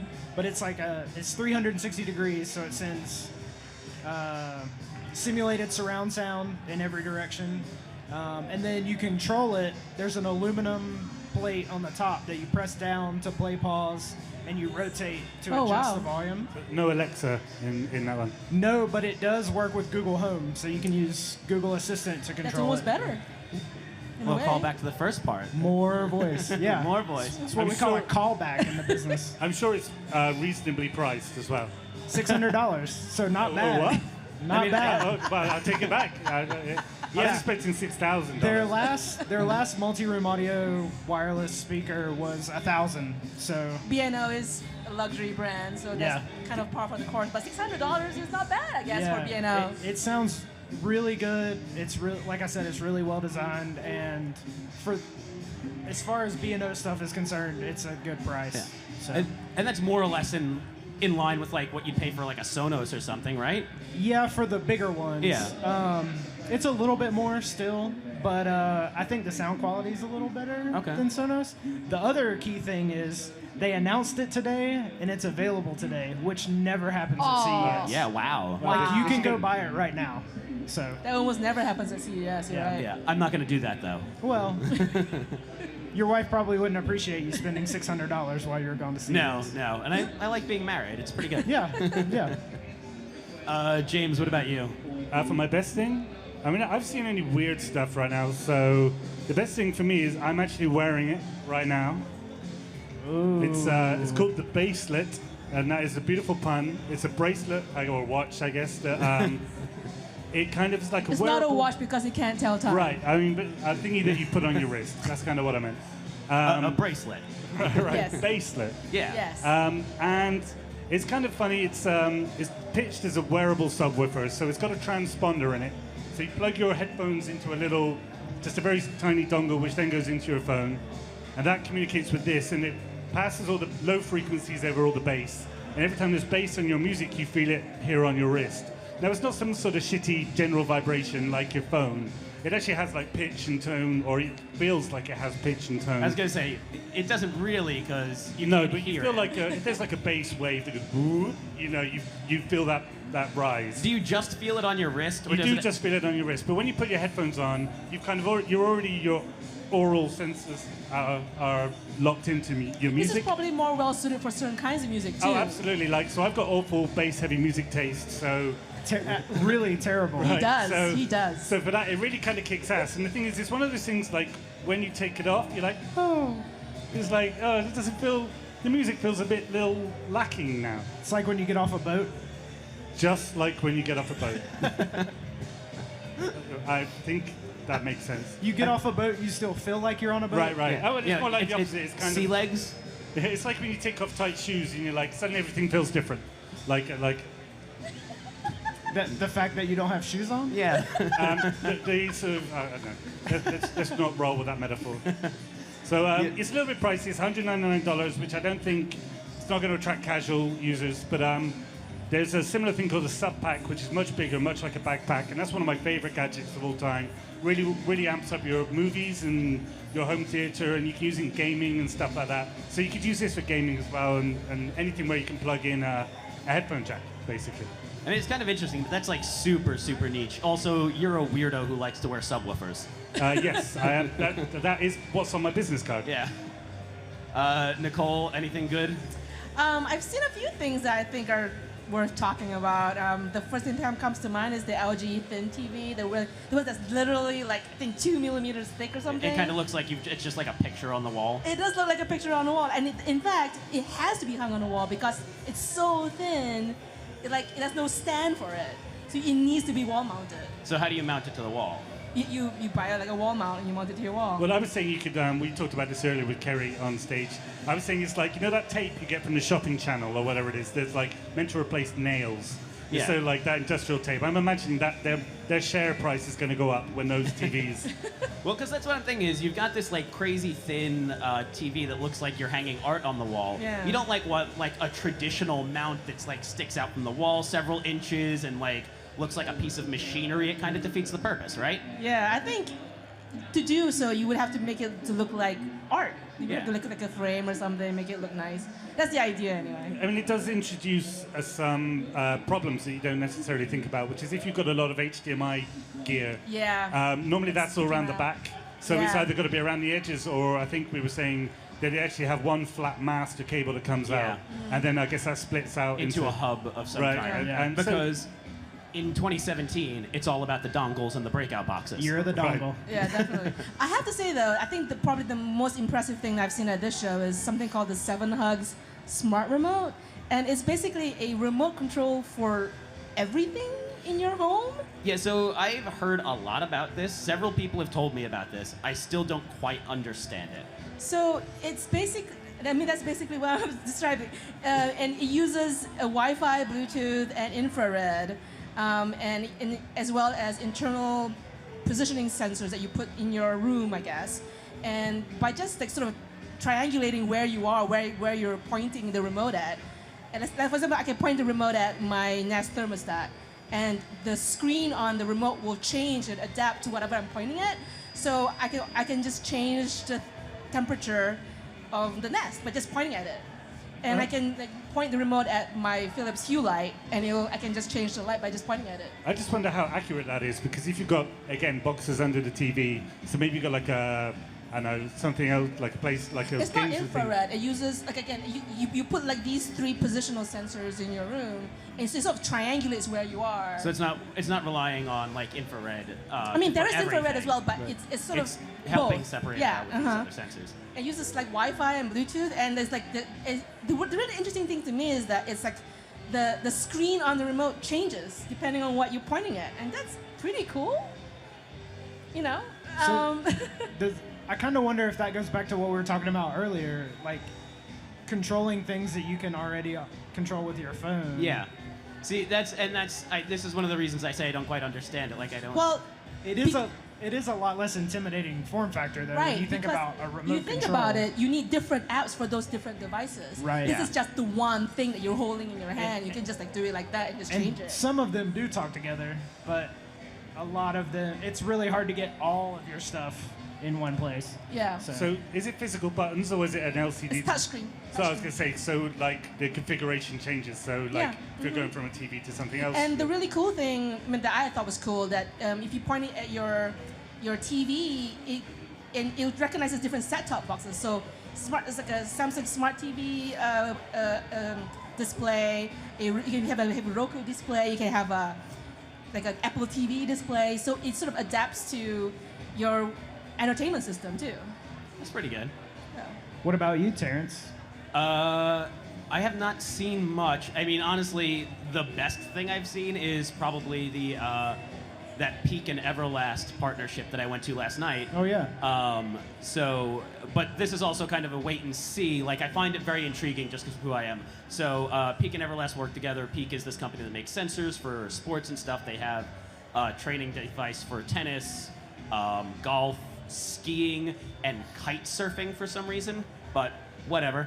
But they work with Everlast to build these sensors that you can put on a hand wrap and take them in the ring and like do training and heavy bag training, and it like identifies your punches, tells you how hard you're hitting, how fast your hands are not just going out but also retracting to protect yourself. So like there's a whole bunch of information that it pulls in, and then the app like tries to identify what your best assets are. So it's like, you know, you've got a hell of a left hook, you should use that more often.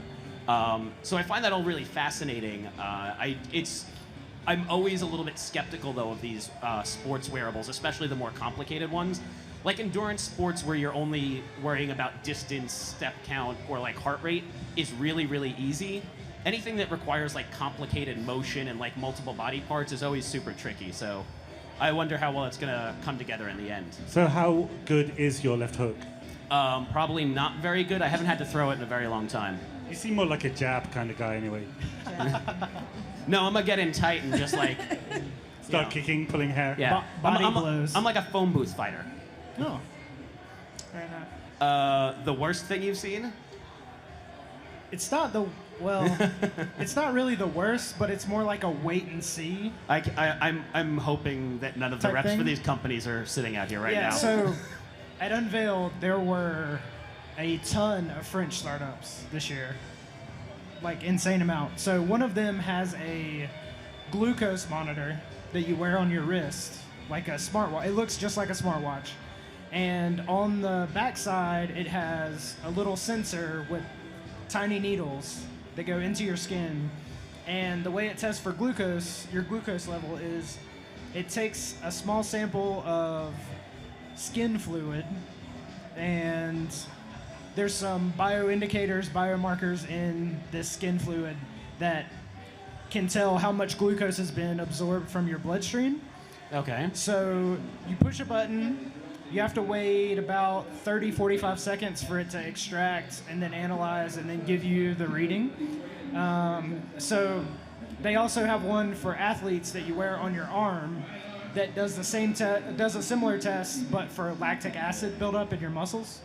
So obviously they have the devices, they have working prototypes, but they have to get approval because the thing goes into your skin. And yeah. So I'm curious to see if it actually makes it, and I'm also curious, like, they didn't have enough sensors for me to try, and as someone with type 1 diabetes who wears a continuous glucose monitor all the time, I'm like really curious to see how accurate that is. So, because even the monitor that I wear now, I still have to manually input something from a finger stick every once in a while to calibrate it. So that's not really a worst. That's more of just healthy skepticism about a thing that seems like it might be vaguely interesting. A glucose monitor now, you wear it on your belly, and this is something you wear on your wrist. So they're not exactly like one's checking blood glucose, one's checking glucose levels in something else. So might be some discrepancies there. Yeah, but this already beams stats to my phone, so I can just couple taps, see exactly what it is. I don't have to wait the 45 seconds or however long for the test to run. So it'll also cost about $1,500 a year. Oh, Jesus. Oh my God. The device itself is around $100, $150, and each sensor is around $100, $150. James, anything spark your ire here? Yeah, well, not so much ire, but Chris Velasco was testing it last night at PepCon. It's called the Popeye, or Pop-E, I don't know, P-O-P-I, and it's a backpack with a e-paper display in the back. So you should go to Engadget.com and search for Popeye. It's probably one of the best lead images we've run on a post for a long, long time. It's so bad it's good. It's also just like, I don't know why. They should have called it why, because there's no logical thing. I'm sure they've got a plan. Maybe. Nicole? I don't know if it's worse, but I've already mentioned it, which is the voice-activated trash can. Oh, yeah. It's very I mean, much a I mean, it's like, really? I mean, also, it's really expensive. It's like $100, $200 for what? A trash can that you just... If you spend that much on a trash can, It's a you lot- should it's a lot of go money. seek mental help. How much was it? It's $180 for like the single bin and then $230 for like the dual bin. Is that actually for the bin, or is it a thing you put on the bin that does it? Nope. No, It's no, the like- bin itself, right? One's a single Yeah. cavity, one's like a two thing for its recycling. But it's $200 for a trash can. So dumb. No. Come on, Terry. I mean, it's pretty easy. Again, I haven't seen much, but I did see the Oral-B smart toothbrush. In general, smart toothbrushes and things are kind of dumb to begin with. I don't need like cameras and shit in my mouth. Do you want a camera in your mouth? Do you? I mean, only at the dentist. Yeah, like not every day. Yeah, I don't want to be staring at that. The Oral-B one doesn't put a camera in your mouth, so it's better than some of the other ones we've seen. But it does force you to like mount your phone on your mirror, and then it uses the front-facing camera to analyze your brushing patterns. But it's good for selfies then, if Yeah, nothing like- else. Selfie brushing. Selfie brushing. Yeah. Not to be confused with the selfie brush, Yes. which is completely different. Completely different thing. The selfie brush is probably a more compelling product. Oh. Any final thoughts? Can I go home? No. You still have a few more days here. It's worth a shot. Yep. You'll have to look at my dumb face for a little bit longer, guys. Yeah. You get used to it after a while. You grow numb. Yeah. All right, so we got to wrap it up. Thanks for joining me, guys. We'll be back again tomorrow with another episode of the podcast. So stay tuned, and plenty more good stuff to come from the stage here at CES. Right.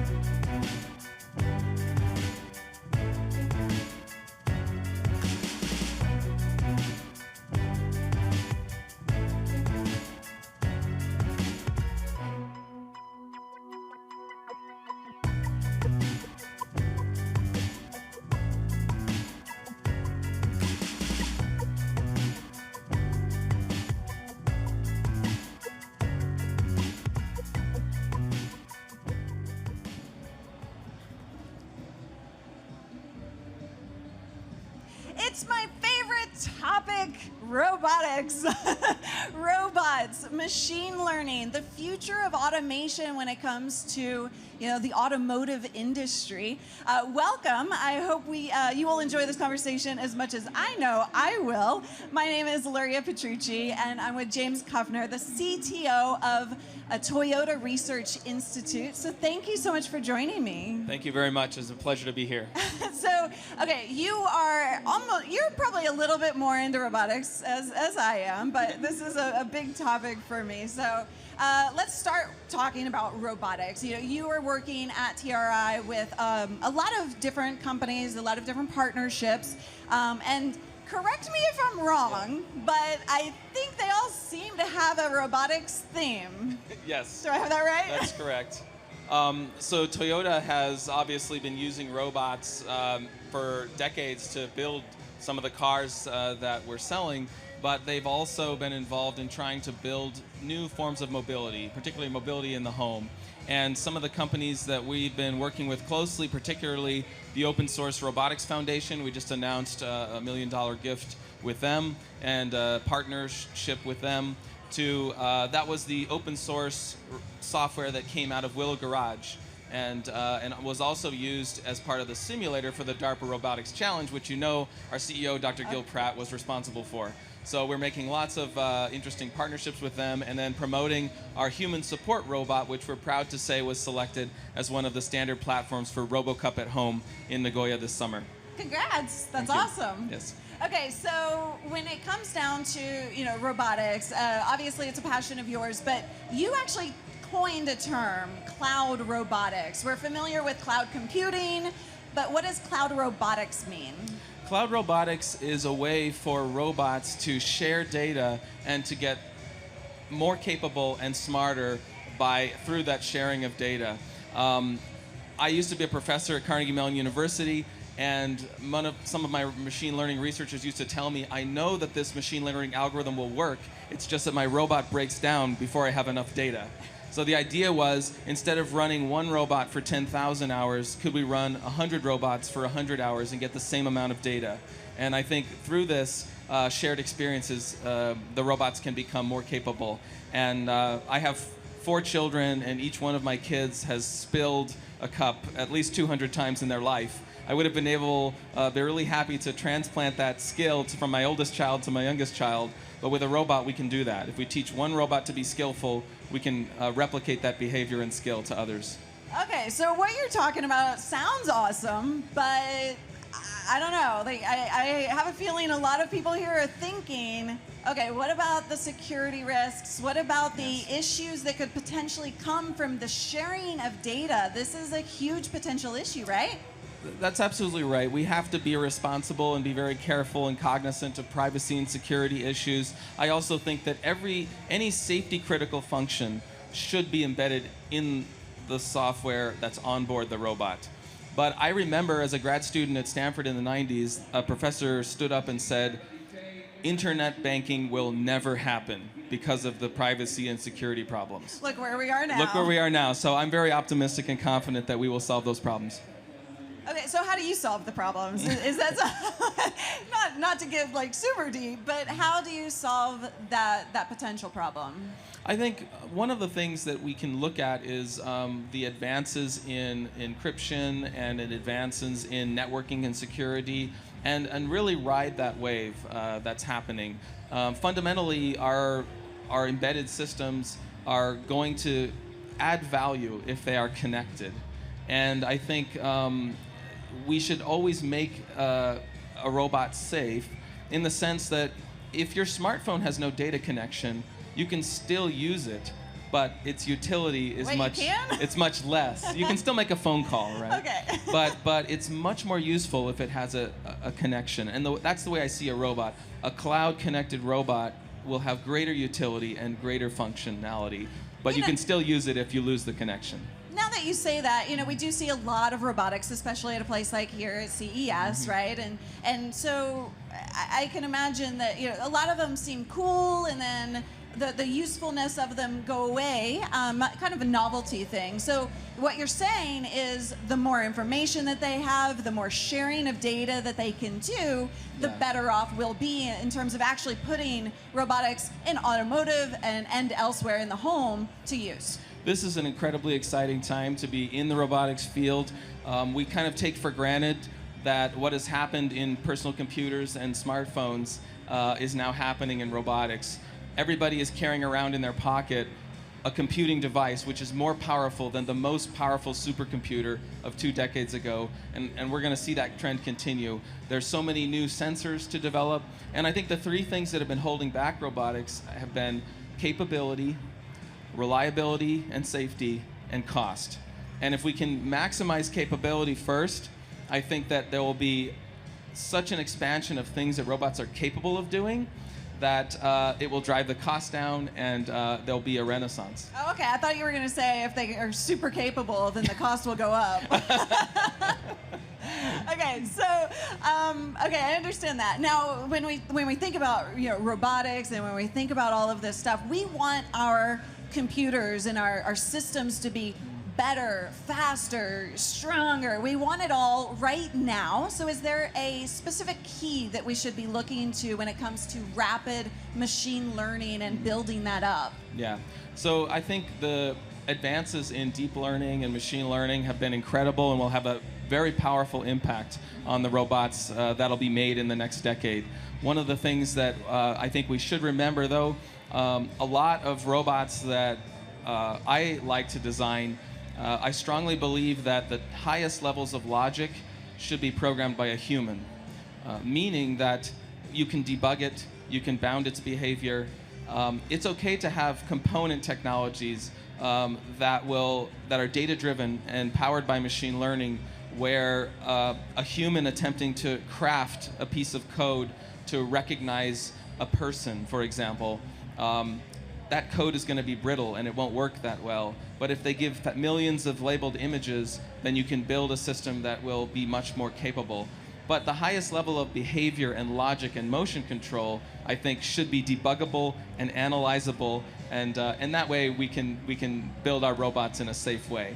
So that they don't take over the world. Exactly right. Okay, because I know you guys were thinking that.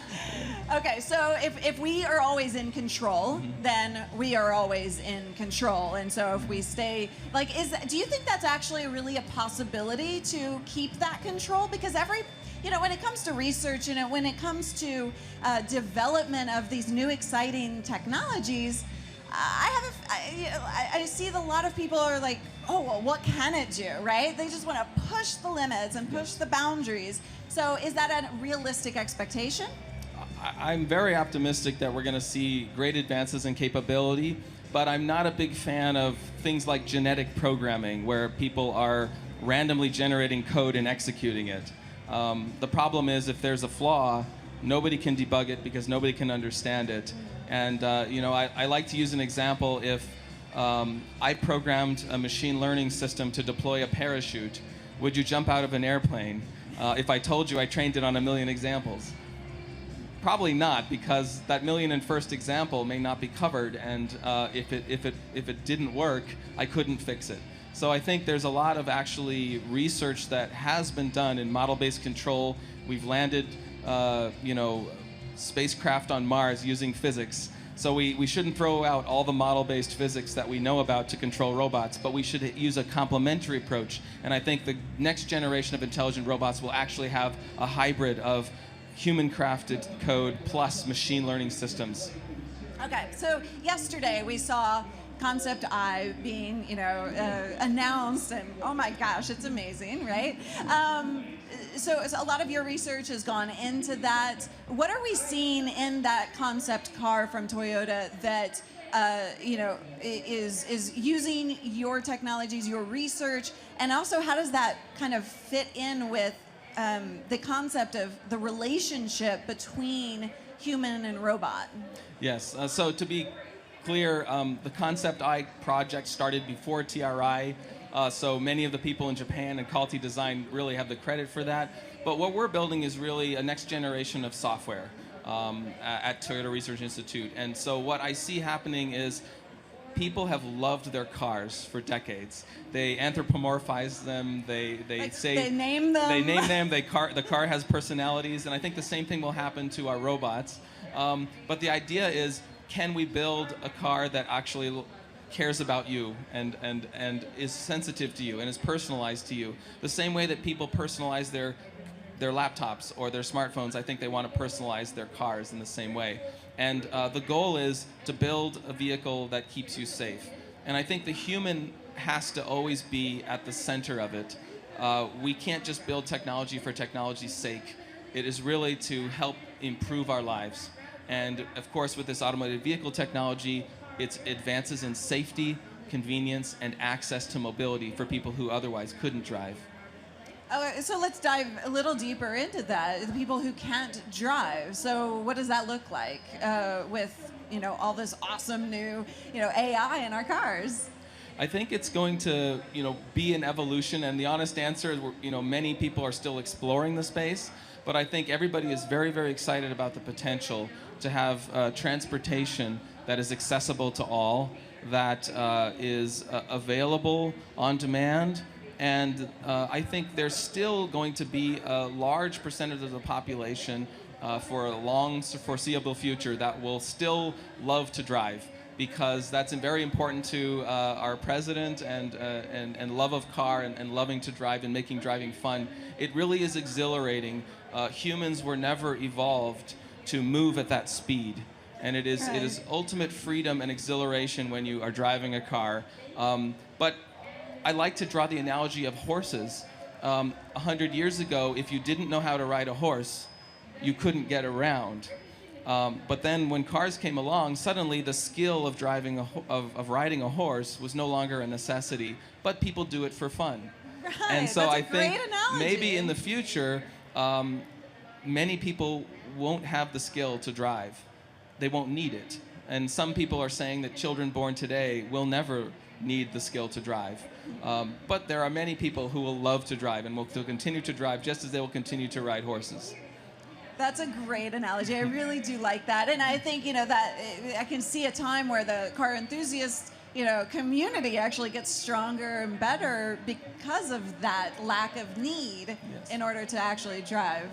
All right, so lastly, you actually mentioned something before when you were talking about kind of what you're working on, the home version of robotics and AI and all of this machine learning. Yeah. So can you dive a little bit deeper into that? So at TRI, we are really interested in exploring and addressing the coming demographic crisis that will happen primarily in Asia, Japan in particular, in China. But the idea is, how can we help with this technology to have people have a better quality of life and age in place? Some people are much happier to remain in their homes if they just had a little bit of help to remind them to take their medicine, to check up on them, maybe do a little bit of lifting or light housework. And I think that is something that we're exploring in the application area. But for Toyota, it really is about technology that will help people and that will make people feel safer and have better access and freedom. So, yeah. Very cool. This has been a fascinating look at the future, and I appreciate you being open and honest about the potential security issues as well when it comes to cloud robotics. So thank you so much for your time. I appreciate it. It's been my pleasure. Thank you very much. And thank you for watching and being here. If you have any questions for Toyota, you can use the hashtag ToyotaCES, and we've got so much more coming your way, so we look forward to it. Have a wonderful day. Thank you. Thank you.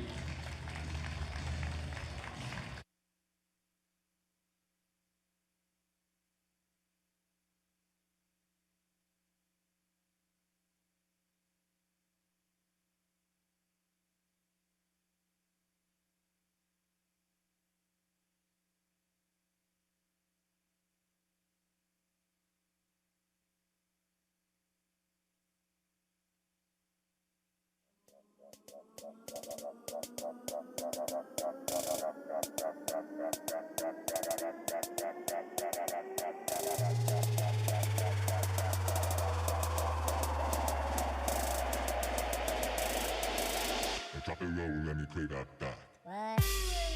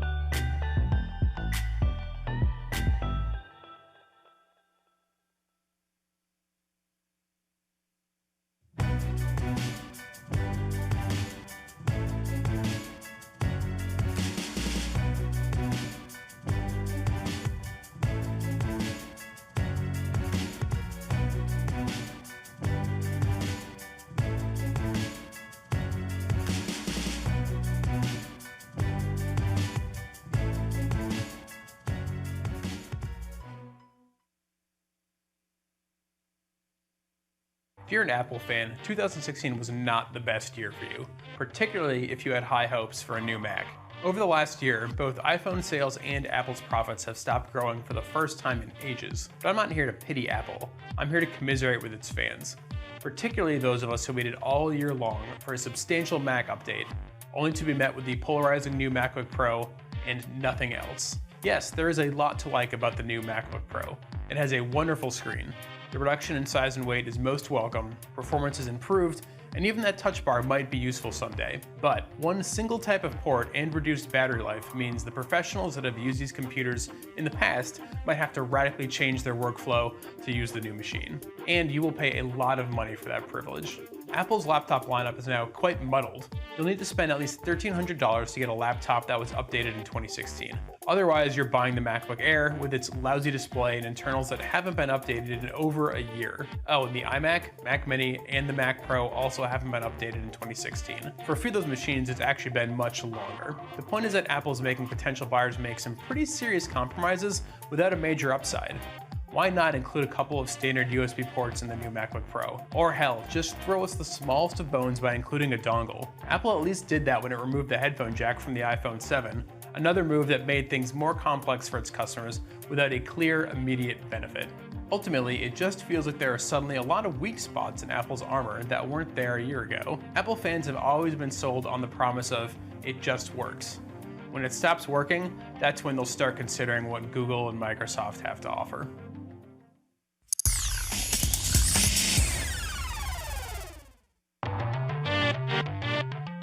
2016 was the year of VR. The $600 Oculus Rift proved that high-quality VR could actually work at home, and it's still our favorite PC headset when it comes to comfort. While the Rift was a bit limited at launch, the newly released $200 touch controllers finally brings in motion tracking and better support for small rooms. The $800 HTC Vive came in soon after the Rift, and it notably had motion controllers and room scale support from the start. Its headset is a bit bulkier and it has more wires to contend with, but it's your best option if you want the best VR experience at home today. The $400 PlayStation VR was particularly surprising since it managed to deliver a decent virtual reality experience from the aging PlayStation 4. It requires the PlayStation camera and Move controllers, which drives up the cost a bit, but it's still the cheapest path to home VR since it doesn't require a gaming PC. It's comfortable and easy to use, and notably there's a solid collection of games at launch. You could also improve the PSVR's performance with the $400 PlayStation 4 Pro, which packs in better hardware than the original. It's built specifically for 4K and HDR-ready TV sets, and it can also make games look better on older HD TVs. It's not a huge upgrade, but it's the closest we've come yet to PC-quality gaming on a console. And it's a great choice if you don't have a PS4 yet. It's too bad Sony didn't include 4K Blu-ray support though. On the mobile front, Google's $79 Daydream headset broke new ground for portable VR. It's light and easy to wear, and it manages to bring in basic motion controls as well. It delivers as good a VR experience as the Galaxy Gear, but it's not locked into a single manufacturer. Instead, it can be powered by any Google Daydream phone. And speaking of those phones, we really like Google's Pixel and Pixel XL. They're basically replacing the Nexus lineup, except they're more high-end. Both phones are zippy and offer a pure Android experience. They also pack in one of the best 12.3 megapixel smartphone cameras we've ever seen. The only difference is that the Pixel is a svelte 5-inch phone, while the Pixel XL is a surprisingly comfortable 5.5-inch model.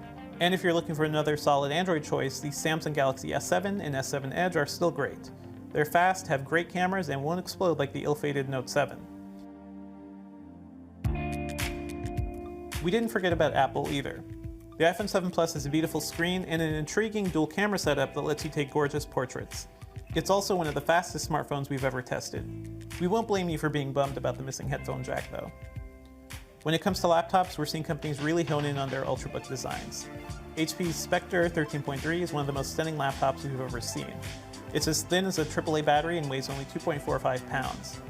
It's a sign that HP is finally getting serious when it comes to design. Dell's XPS 15 also wowed us. It's the large version of last year's XPS 13, and it's the best option yet for Windows users who want something comparable to the MacBook Pro. It's thin, has a solid metal case, and packs in an almost bezel-less 15.6-inch screen. That's a lot of display real estate in a frame that would typically fit a 14-inch screen. As for other devices, we still really like Amazon's Echo Dot, which is now down to $50. It gives you full access to the company's Alexa assistant, and even though it's meant to be plugged into large speakers, it has a small speaker of its own to respond to your questions. Finally, Anki's $180 Cosmo robot is the closest you'll get to having a Pixar character in your home.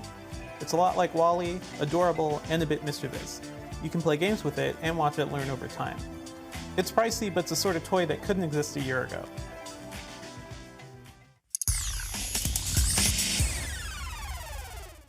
It used to be that Facebook was known as just a social network made for family and friends.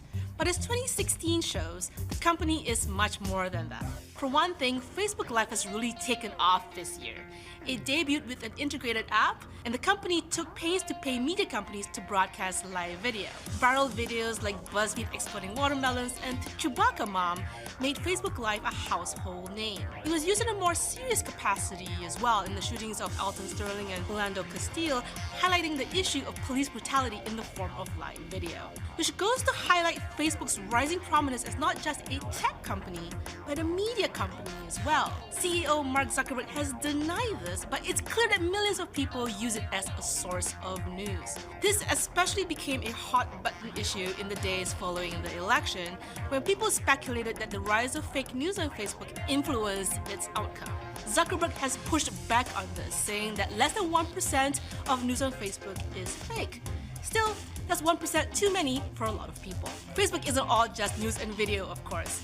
Its Messenger messaging service introduced chatbots, which are automated assistants that promise to do everything from offer you daily weather updates to letting you book an Uber. Instagram finally stepped up as a contender to Snapchat with the introduction of Stories, which are images and video that only last 24 hours. And let's not forget that Facebook owns Oculus, which shipped its first virtual reality headset this year. With its efforts in live video, news, Messenger, Instagram, and virtual reality, Facebook's social impact is more widespread than ever.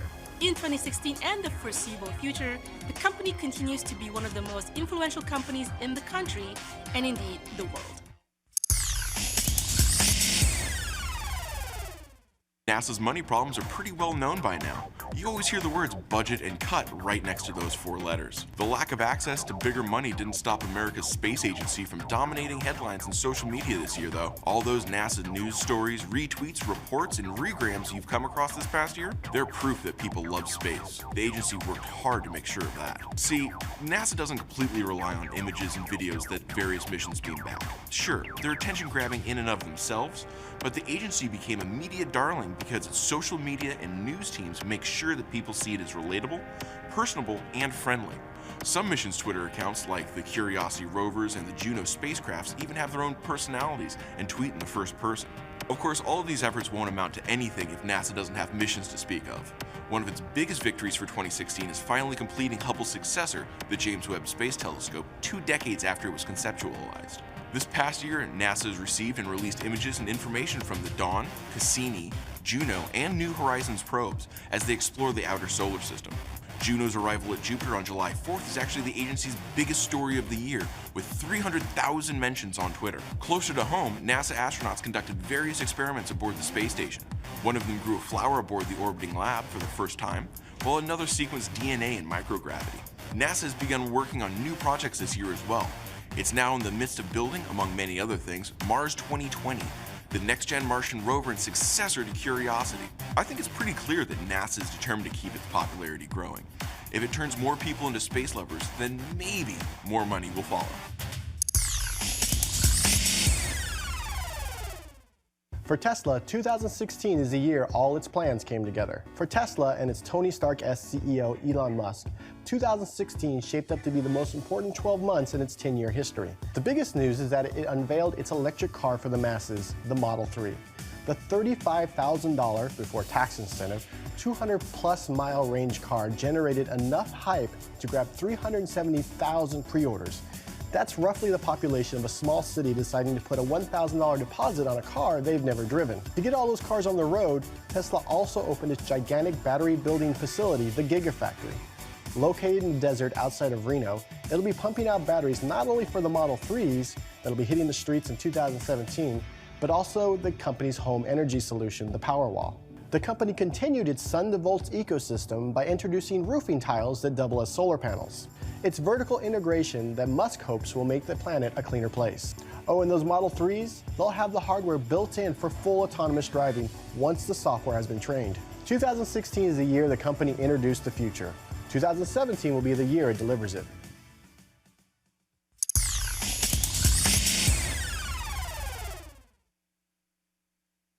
It's a Pokemon, but it's also the first example of augmented reality going mainstream. 2016 was supposed to be the year of virtual reality, but it started out with something totally different, HoloLens, Microsoft's mixed reality headset.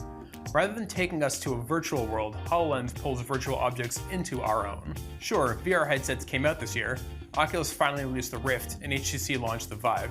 In the fall, Sony's PSVR and Google Daydream both came out. But the biggest story in tech this year was Pokemon Go, a mobile game built by Niantic. Hundreds of thousands of people shared augmented reality images of Pokemon showing up at their houses, in the office, or on the street, and the craze just dominated the entire summer. By the time Niantic showed off a Pokemon Go app for the Apple Watch in September, the game had already been downloaded over 500 million times. Pokemon Go isn't an augmented reality game, but it did use augmented reality to great effect, bringing Pokemon, for that brief moment before you capture them, into the real world, and people found that very compelling. With Microsoft moving forward with HoloLens, and the Google-backed startup Magic Leap also working on mixed reality hardware, Pokemon Go proved that, with the right subject matter, the public could love augmented reality. All that's left now is for a company to build a cheap, reliable, portable, wearable headset. Should be simple, right?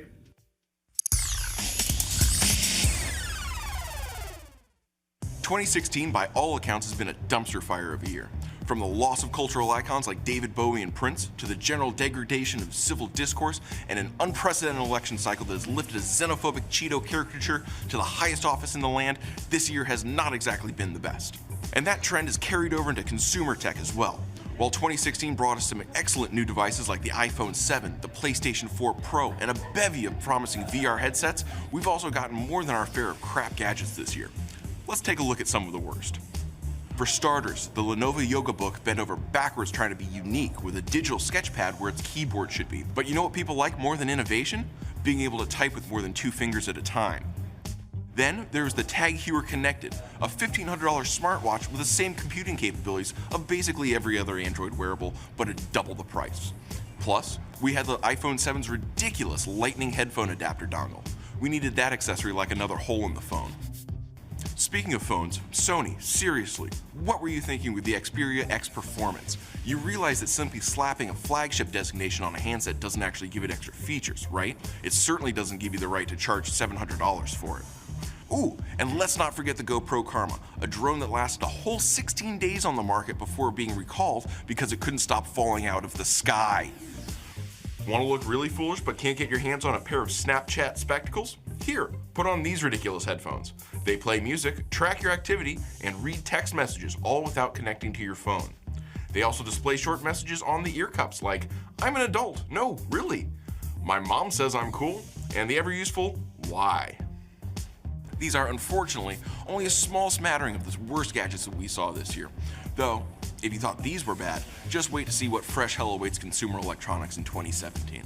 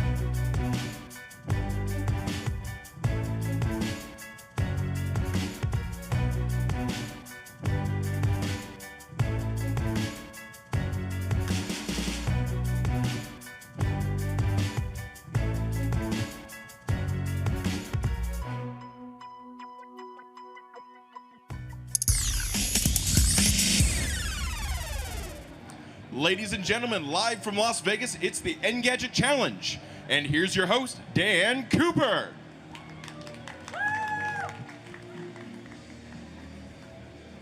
Good afternoon, everybody, from sunny, beautiful, wonderful Las Vegas, Nevada. Can I get a woo? Or maybe a, oh, I like your enthusiasm. This is fantastic. So this is the Engadget Challenge, where we take the vagaries, the crazy, desperate neediness of our internet-connected, isolated world and turn them into games for your amusement and so people can win some cool prizes. Now, I don't know if you've noticed, but our world is saturated with technology to the point where people don't talk to each other anymore. You don't engage. Nobody makes eye contact anymore because they're too busy playing on their phones. I'm sorry, what? Phones engage with each other. And so as a consequence, we're going to try and see how that affects how we interact with each other as people, how it affects our brain development, how it interacts, how it affects our social knowledge. Like, take this as a for instance, okay? You know how there's that thing whereby babies, as soon as they come out of the womb, can identify the McDonald's logo from like 30 yards? You know this? So I reckon that in like 2 or 3 generations' time, they won't be remembering McDonald's, they'll be doing tech companies, because that's the way the world is going, yeah? They'll be like, you know, as soon as they're out and kind of their eyes open, they'll be like, Uber! You know? That's what's going to happen. So in order to test that out and see how that plays out, we are going to have a little challenge called Secret Word. And how this is going to work is that we're going to get some volunteers up, and they are going to guess the names of some famous tech companies and some famous tech products without any key words. It's a bit like a $100,000 pyramid, but we've done just enough to change it so that the lawyers don't get angry. Okay? Now, can you summon some volunteers? Can we get a show of hands for some volunteers? Can we get you guys? Okay. Right, do you want to come on up? Come on up.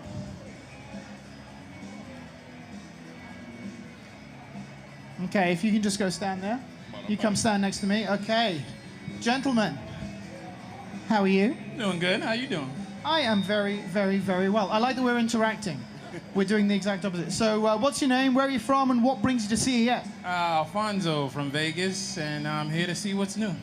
And what's the most exciting thing that you've seen so far? The Samsung VR. Samsung VR, okay. And I can see from your badge your name's Tyler, but I'm still going to ask you, what's your name, where are you from, and what are you looking to find at CES this year? My name's Tyler from Las Vegas, and I like seeing all the new cars here. Oh, you're a car guy. Okay, what's the most exciting car that you've seen so far? Ford GT. Ford GT, that is a sexy car, I have to admit. It's a good okay, choice. so now it would be really unfair if I asked you the questions because, you know, someone could be like, that guy's biased. So instead, we're going to get some experts on, some independent experts. So if everyone can put your hands together, not only for these 2 gentlemen, but for Florence Ion from Android Central and Engadget's Jessica Condit. Say hello. Hello. What brings you to CES? I work here. That's fair enough. We work together. What brings you to CES? You. That's fair. Okay. So, Alfonso, I want you to be on Team Jess. If you can go over there. Flo, if you can come this side, you're going to be on Team Flo now. Okay. And just because you're on this side, I'm going to make you guys go first. Before we kick off, I know. Yeah, this. Because you're on this side, you're going to go first. Before we begin, however, I'm going to ask my friend and lover, Andrew, to read out the rules. Well, the rules are actually quite simple. As Dan was saying before, each contestant will have 30 seconds to guess as many tech companies or tech products as they can, without our expert telling them exactly what the company is, or any homonyms, rhyming, or describing their logo. So, for example, if the word is Twitter, you can't simply yell out, "Oh, it's the one with the blue bird," and that's basically it. That's fantastic. You only have 30 seconds. And the person who gets the most right in 30 seconds is going to win an amazing augmented reality mobile photo printer from our friends at LifePrint. Okay? All right. So, Flo, if you can just come here. Tyler, if you can just take a step forward, because I've got to be the microphone man. Now I'm going to have to dig in here for the secret word questions. Yeah. Snuggle on up, folks. Okay, ready now. Got to be very careful so you don't see the answers. Okay, ready. Right. Give me a time, my friends. All right. On your marks, get set, guess. They're on my head. What was it? They're on my head. Oh, Ray-Bans? It's millennials. It's the app that syncs with these glasses. That doesn't help. You can pass. It's fine. Okay, next one. They're very brave. People. It's on your badge. Apple. Yes. One. They're in Mountain View, California. Chick-fil-A. No. Oh, they make Android. Oh, well, that doesn't work. What doesn't work? Oh, no, they make Android. Android? Android. Yeah, Google. Yes, you got it. Okay, this was the most popular Windows phone when it existed. And time. Lumia. I'm going to give you that one. I'm going to give you that one. That was okay. Sorry, Tyler. I'm sorry. I'm not. No, I'm sorry. It's fine. It's fine. There's a lot of bright lights. It's stressful. Here's the thing, though. All you have to do now is hope that these guys do as badly. Oh, that's easy. I know Alfonso. It's good. Okay, so if I can ask you guys to go over there. If you beautiful people can come up here and assume the same positions. Okay. Okay. You feeling pumped? I like this. I like this. Okay. I've got to get my secret questions out again. Bear with me a second.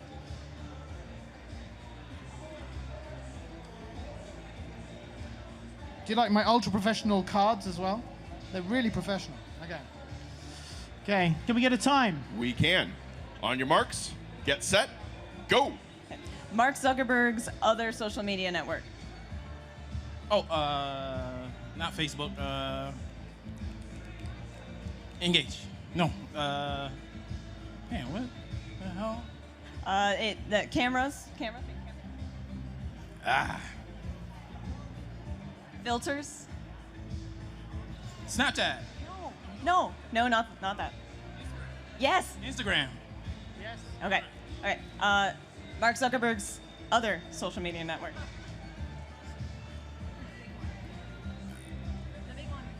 What you mean the big one? The big one, Mark Zuckerberg. Oh, Facebook. No. There we go. All right. So this is made by the company. So it's made by Apple. It's a type. And time. Sorry, folks. Okay. Okay. Bring it in, guys. Bring it in. Bring it in. Come here. Come here. No, you. This side. This. The whole point is that you guys are here to frame me symmetrically. This is how this works. All right. Are we? How do we feel that? How do we feel that went? That wasn't that good. Okay, that wasn't good. How do you feel about yours now? Very poor performance. Do you feel better now that you know it is quite hard to do this? Absolutely. That's good. You see, we're all winners together here. Okay. Do we have a winner? We do indeed. Okay. And with a surprising come-from-ahead win, it's Team Flo. Tyler, congratulations.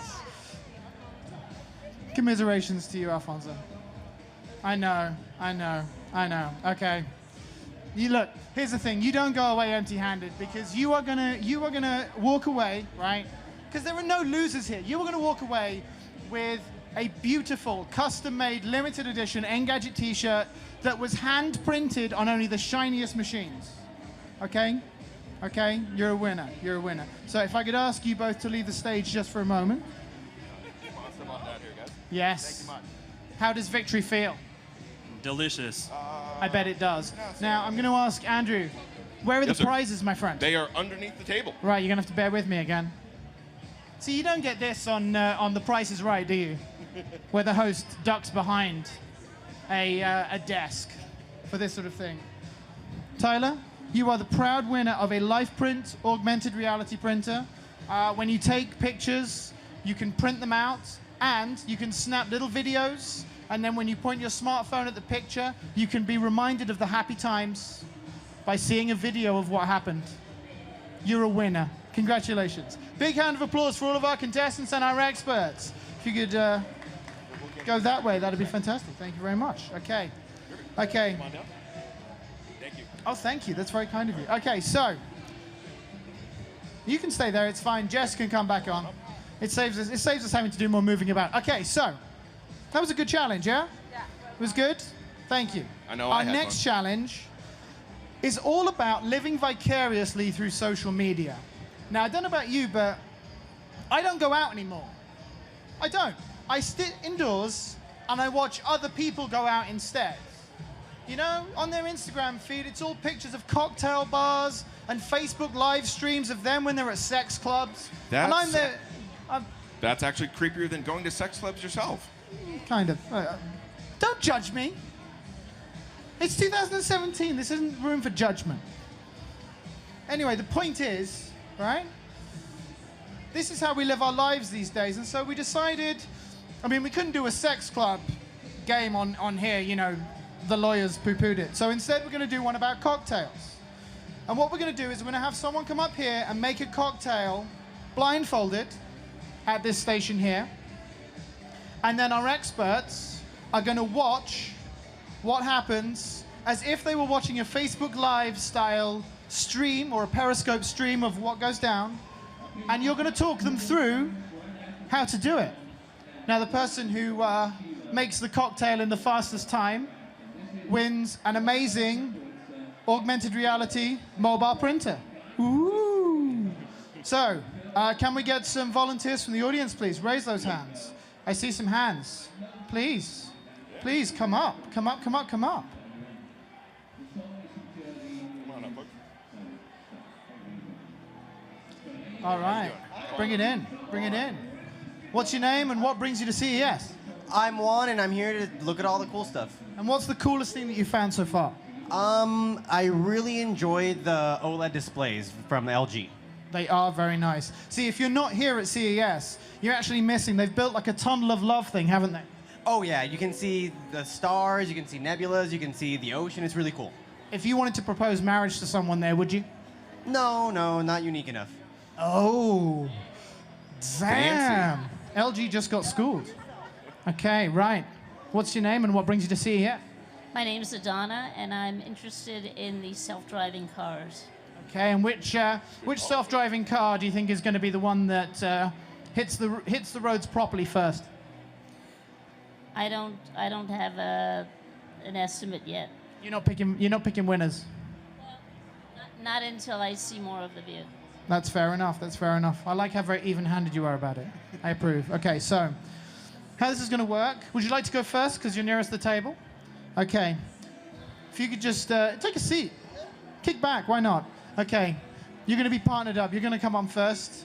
Now, my man Andrew. Andrew. Hello. If you want to go and stare at the feed. It's going to be right here. Okay, I need to equip you with a blindfold. Basically just If you read care the to place that over your face. I'm not sure why they included the ingredients, but, you know, they did. Yep. Okay. All right. All right. Here we go. We're going to do this. Okay, I'm going to make sure, I'm going to be kind of around you. Don't freak out. It's just to make sure that you don't, like, smash any glass or injure yourself. Can we center Adana, like, on Daydream View? Like, center her? Which way? Make sure she's facing the right stuff. Man, I'm going to do it. Like, man, special guests, backseat presenting my quiz show. Man alive. Okay, are you ready? You ready now? What I'm going to do is I'm going to move your hands, okay, so that you're out. You can kind of feel. I'm just going to bring these in a little bit. Whoa. Okay. Okay. Right. Are we ready? Okay. Please silence in the audience, because this could get messy. A time, please, Mr. Andrew. Go. Okay, Adana, place the sugar cube in an old-fashioned glass. You're going to find that to your very left with your left hand. Keep going just a little bit more. There you go. Those are the sugar cubes. Go ahead and put that into a glass. There you go. You got that. Okay, then you're going to wet it down with 2 or 3 dashes of bitters. So the bitters are right, you're touching them. Yep, those are the bitters, right? Okay, I hope so. So you're gonna put 2 or 3 dashes. So just kind of count them in your head. 2, 3. And a short splash of water or club soda. Where is the club? We didn't have the water. There's no water. So we're going to move on to the next one, which is crushing the sugar with a wooden muddler. So you're going to, we're not wood, we have aluminum. So keep going forward with your left hand. That thing you're touching, that's the crushing thing. Go in and crush that. Crush that like the patriarchy. There you go. All right. Then you need to grab, okay, so once that's all I'm going to assume that's smashed to bits. You're going to rotate the glass that the sugar and bitters give it a lining. Then you're going to add ice. Where's the ice? We have got ice. There's no ice I thought either. we had ice. So we're moving on. Now you're going to just pour in the bourbon. So that big glass you were touching, yeah, that's the bourbon. Just put that in there. There's no water. It's just whiskey. This is going to be a bad old-fashioned. This is going to be a very strong old. You got it. There you go. You can actually go a little bit more just for the sake. There you go. That's perfect. All right. And lastly, you're going to need an orange rind. Oh my gosh, this is the hard part. Okay, so your left hand, you're going to keep going just a little bit. Go forward with your left hand. Go to your left. Move that out of the way. There's the orange. Now there's a peeler, which I'm a little worried. Okay, so go your left hand a little bit. Oh, there you go. That is the peeler. So all you're gonna do is, feel the peeler. You got it. Just do your best. This is some impressive work. Blindfolded. You got it, Adana. You've got it. And now we've got a whiskey thing with orange in it. Clock stop. 2 minutes. 2 minutes and 24 seconds. 2 minutes and 24 seconds. Okay. Big hand of applause. Fantastic. All right. Yeah, take a seat. Why not? Now, just to make this fair, we should probably. I'm just going to add a little bit. There we are. Now that's a proper old-fashioned. Now, please take a seat. Okay. Right. Are you guys ready to do the same thing? Sure. Give it a shot. Let's try it out. Look, it's 2017. We need all the optimism we can muster. All right. I'm going to make sure. How many fingers am I holding up right now? 12. That's good. Okay. Okay. All right. I'm going to wait for Andrew to be in position to give us a countdown. 2, 1, go. All right. So you need to find the sugar cubes. You're going to find one. They're on your left. Move your left hand forward, right past that. One sugar cube in one glass. There's a glass. Nope. No, not that one. That one's full. That one. There you go. Perfect. All right. Then we're going to peel the orange rind into the glass. We're doing that now for some reason. Oh, okay, you're doing Switching things up. Oh, I see. Yeah, apparently. Wow. Okay. Good job. You found it. Oh, you don't do that a lot, do you? Oh, you got a little bit. There you go. You're good. Don't chop your finger off. Thank you. Yeah, please be safe. And just throw that in there. Perfect. Thanks. All right. And then we're going to wet down the sugar and the orange rind with some bitters. Not that. That's water. You're going to move your to the right a little bit. To the right more. Watch the screen. Oh, sorry. To the right more. To the Come right on, more. you're breaking the idiom of this whole game There you show. go. That's it. Just 1, 2, 3. You're good. There you go. And a short splash of water. We actually have water this time, so that's on your left. You got it. All right, that'll do. That'll do. We'll put some extra whiskey in there. Then we're going to crush all of this. So get that muddler. Yeah, that's the end. Yep, smash. Smash. That looks beautiful. Okay. Now rotate it, like kind of swirl it around, make sure it's all covered. I think you already did that. We're going to now pour in the bourbon. And that's, okay, no, you're gonna go forward a little more to your left, to your left, to your left. There it is. Yeah. And we need a little extra because there's a lot of water in there. So go ahead, be generous. That's good. And no, do a little more. Hang on. That's perfect. And then we already have the orange rind in there, so I think we're done. You done? Clock stop? We can't drink it, unfortunately. Nevada state law prevents it. Seriously. All right, so you can take the blindfold off now. Okay, come. Everyone form up on me, please. Everyone form up on me. We are gonna find out who wins. With a time of 2 minutes and 5 seconds, it is Team Jess.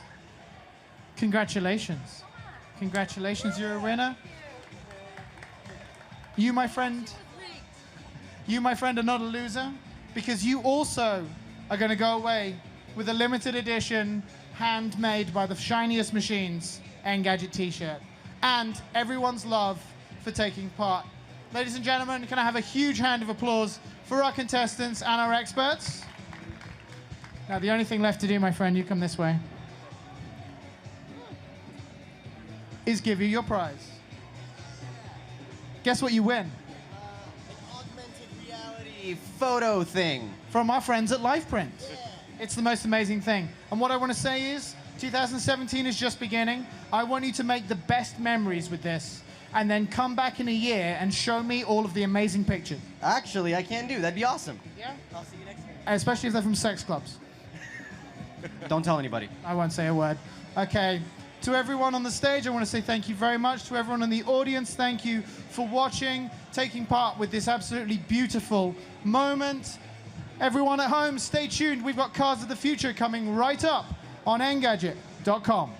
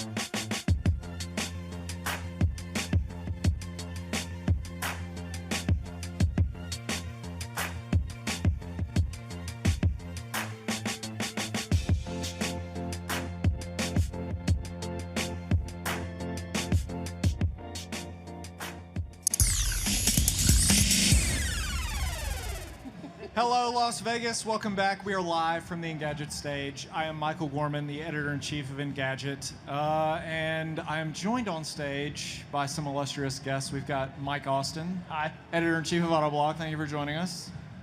Thanks. Roberto Baldwin, Hello. of Engadget, senior editor, and Sebastian Blanco, editor-in-chief of Autoblog Green. Hello, hello. So, I guess this means that we're here to talk about cars, huh, guys? I mean, but this is CES. It's a, it's an electronics show. So why are you here? You have a whole hall full of cars. Yeah. That's why. Okay. It used to just be full of speakers. Right. And now there's actual, like, automotive makers. things. Yeah. It's not just, like, It was just bazooka MTX. subs and Yeah, and things like bazooka that. subs. Yeah, and it's like this safe space for automakers, right? They bring out all their weird stuff that they won't show at auto shows for some reason. Yeah. And it's just really far out there, like the BMW sculpture or, anything that's... This year the theme's interiors, and it's like, okay, here's something really strange.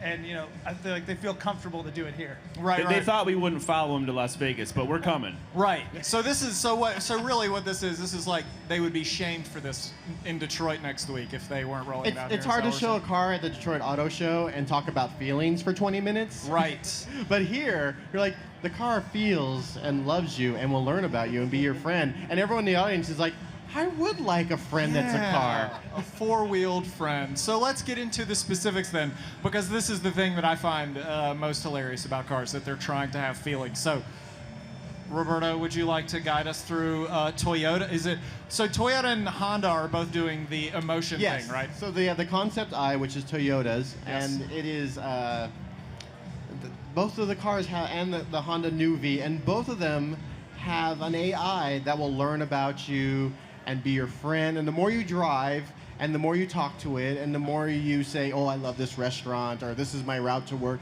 the more it'll be your friend. And it'll start to suggest, like the Concept I, if you've had a bad day, it'll measure your emotions and say, you know what, you're having a bad day. The 405 kind of sucks. Take a side road. Take a scenic route. And you know what? You deserve a coffee. Go to Starbucks. Does it dial up like Kenny G to make you feel good too? Well, that's not going to make me feel good, but it will like sort of learn, Okay. like, you know what, you're kind of tense. Let's put on some chill music. Okay. So I don't like it when my phone does that, though. I like the idea of there's too much to distract you. We're going to give you an assistant to handle all that, and you can ask it, and it will hopefully understand you. Yeah. But, how can I trust it if it's not getting kickbacks from Starbucks? That's what it feels like, if I'm honest. That feels like a corporate sponsorship emotion. One of the more interesting things at the Faraday Future event the other night was the idea that, because it has the same sort of idea that it's going to learn about you and it's going to recognize you through your facial recognition and also from your phone, who you are. And this idea that the more you use it and the more data it collects on you, you're going to learn to trust the car. And like Mike said, like I have trouble trusting my phone sometimes because it seems to know things I don't want it to know.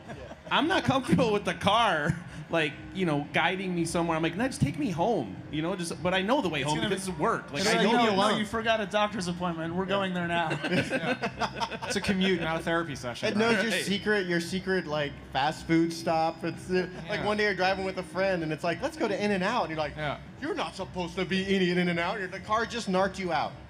So I'm taking this, this is obviously kind of concept-ish. Do we actually expect any of this to make it into cars? Like real cars that people can buy? Not for a while, but the AI is there, and if it's going to sell cars, they'll do it. Well, and we're getting to a point. There's a lot of Alexa announced at the show this year. Yeah. There's been announcements with IBM Watson. So you're getting that cloud assistant learning into the car soon, where you can ask real contextual questions, and it'll come back and, program your destination with that, or bring your music in, or set your calendar. And I know, and I can't remember, remind me, is it Faraday or whoever they were saying they were going to have, because all this is dependent upon connectivity, right? You can have all the smarts, and it requires a pretty robust connection. So, was it Faraday that has like 4 different antennas? They will have multiple modems in the vehicle, broadband modems, and each of them is connected to a different carrier. Yeah. So if you're driving and T-Mobile's dropping out, it'll switch over to Verizon.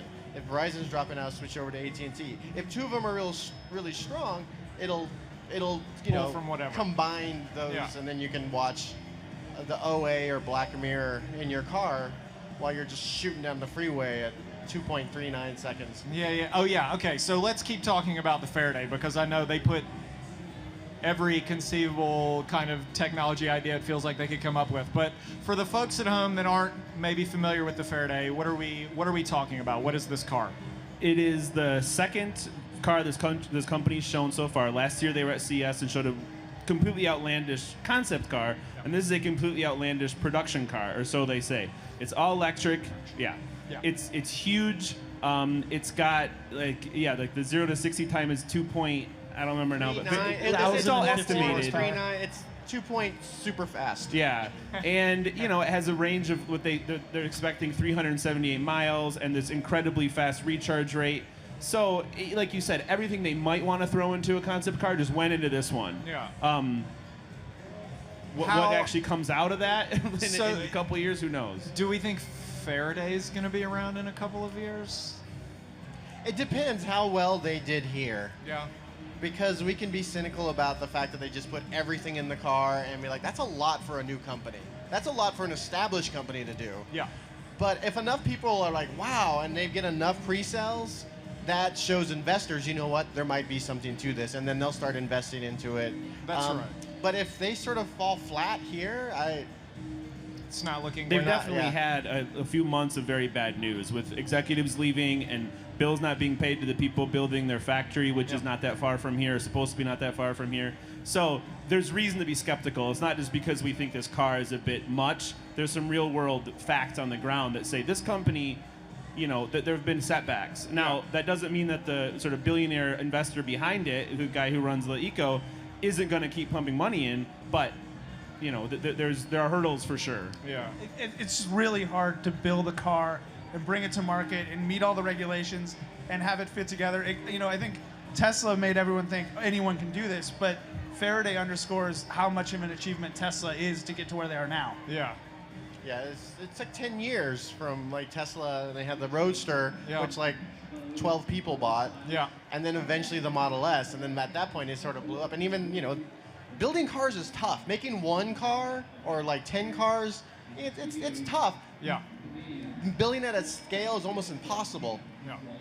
But that's where you get this optimism at CES versus maybe some sort of like Midwest pessimism with autos. Yeah. Is like anything's possible here. Just like autonomous, like our cars are going to drive themselves. Well, that's really tough too. Yeah. So let's talk a little bit more about that because I know a lot of the cars that we're seeing, they either are autonomous or they have that capability that's coming or will. So, Mike, can you tell us a little bit about where is kind of the state of autonomy right now and kind of what we've seen at the show? At the show, we have a bunch of demos, Audi and Hyundai, to name a couple, where the cars can drive in limited settings with someone kind of monitoring it. Yeah. And it's mostly just they have to learn. There's so many different things that can spring up and so many different scenarios they don't know. One example, someone was saying, if there's a piece of debris on the road, the car has to decide whether it's a paper bag or a rock. Yeah. And so they're not there yet. So the cars, we're at this point where we have really good demonstrations, but we're not ready to hand over the keys and say we trust this 100% because we can accept deaths when people are driving cars, right, but we're not going to accept it when computers are doing it. Yeah. And Sebastian, you've gotten to ride around in some autonomous vehicles. How's that going? 2 autonomous vehicles this week. One was the very slow-moving shuttle box, the Navia Arma, it's called. That was flawless because it went like 2 miles an hour. So that was fine. I didn't have to walk. I could sit. I also was in the Hyundai Ioniq, and they have autonomous versions of their electric and their hybrid here for demonstrations. And this was like a real-world test. I mean, this is they just took it around the block, onto the roads with everybody around, bikers, pedestrians, cars. And the car is it's still in development. They're not releasing this to the public, so we expect that things could go wrong. But it's different to sort of know that intellectually and to be in the right turn lane where it's trying to turn on red, and the car sort of inches its way forward as it's calculating all the options. And there's a big truck coming, and it's making a left turn lane, and it has to honk at you, which is what happened. And then the car kind of jumps in front of it. Nothing happened, but it was a moment where you're like, is this going to work right now? Start getting a little scared. So, yeah, we're at a point where, we have lane keeping and we have like Tesla autopilot, we have a point where we're at a point now where these systems are going to keep getting better, but it's going to be the driver always monitoring it and like having to intervene. Right. And that the next step where you say, okay, you're going to be able to be hands off, and the car's going to tell you when you need to jump in and help. That's the big question. That's almost as hard as having a car that's totally self-driving. Right. And we aren't anywhere near that happening, right? Like, that's a ways off? It depends on who you ask. Okay. But Seb, Nissan today was talking about how they make up for the machine, how much the machine knows, or if it runs into something it doesn't know, right? Yeah, they're going to announce that in the keynote speech that's coming up in a little bit, so we don't know the full details of it, but there's a lot of different strategies that different companies are using from, like, okay, if you get onto the highway, and some of us are used to it now, if you have, I forget if it's a Infinity or something that has like lane watch that we tested last year, and adaptive cruise control. I think people are used to some of these things, but those higher strategies, higher levels, different companies, very different answers. Yeah, and a lot of this is coming. I feel like I've been seeing more and more like non-necessarily automakers that are getting into making these autonomous systems. Like I know you had Delphi that you were checking out the other day. Delphi's, they've been a tier 1 supplier forever, and right. so I rode in their car the other day, and it. You get a lot of these autonomous cars, and it's like driving with somebody who, like, either they're very old and they drive it's just someone who drives very slow and very cautiously. Yeah. You're going to get to your destination eventually. Yeah. And the Delphi car felt a little bit more aggressive, like an actual driver, not, overly aggressive. And, a truck from Canada pulled out in front of us, and it didn't run into it. Yeah. And so and they're saying they'll have that ready in 2019 for automakers. And then automakers can put it in their cars, which they'll use for like ride sharing, right, and that sort of thing. And that's what Hyundai basically said too, was that we got to test the Ioniq. This tech could be ready by 2020. They're saying that doesn't mean the car will be available for sale in any fashion by 2020, because aside from making sure the tech is right, the issues of insurance, regulatory things, and just trust of the vehicle, those are a long ways away still. So, okay, so we got to wrap things up here. What is the main takeaway for the people when it comes to cars at CES, Mike?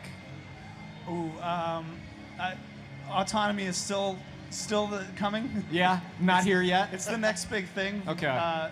It's 5 years away for the next 5 years. Robbie? Yeah, autonomy is like no matter what you hear from any CEO, it's going to be a good 5, 10, not even 5, probably more 10 years before you'll be able to buy one, like as an individual, and everything's going electric. Yeah. My takeaway is that even in an industry that's over 100 years old, there's still plenty of new and crazy stuff to check out. All right. Well, there you have it. Cars at CES. We're seeing the far-flung future far more than we are the present. That's all we have time for now. Stay tuned. We've got more coming live from the Engadget stage soon. So we'll see you next time.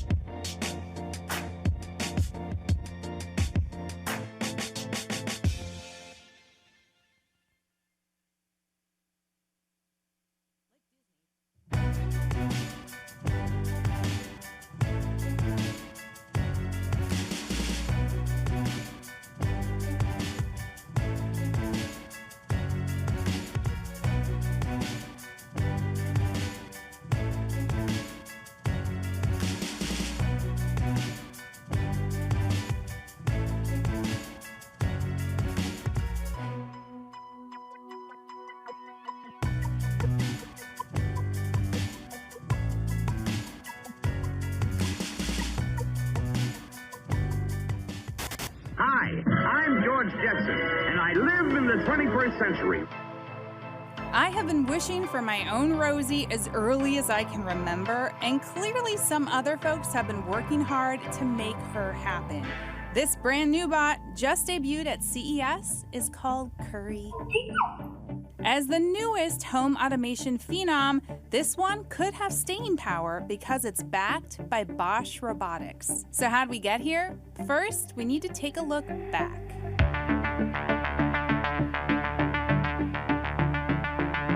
The idea of domestic assistant robots for the home has been floating around film and literature well before the world could actually make one.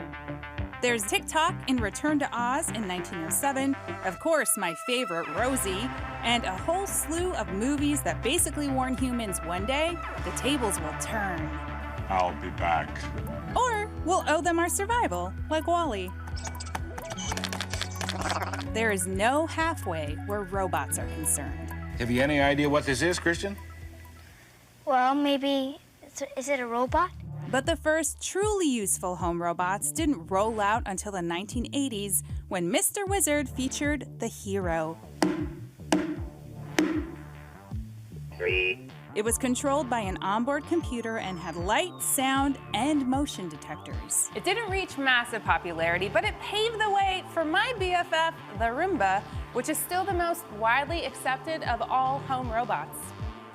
We even have Pepper, Now, and Buddy. One of those bots even got a job greeting holiday shoppers. Oh, welcome to the San Francisco Westfield Shopping Center.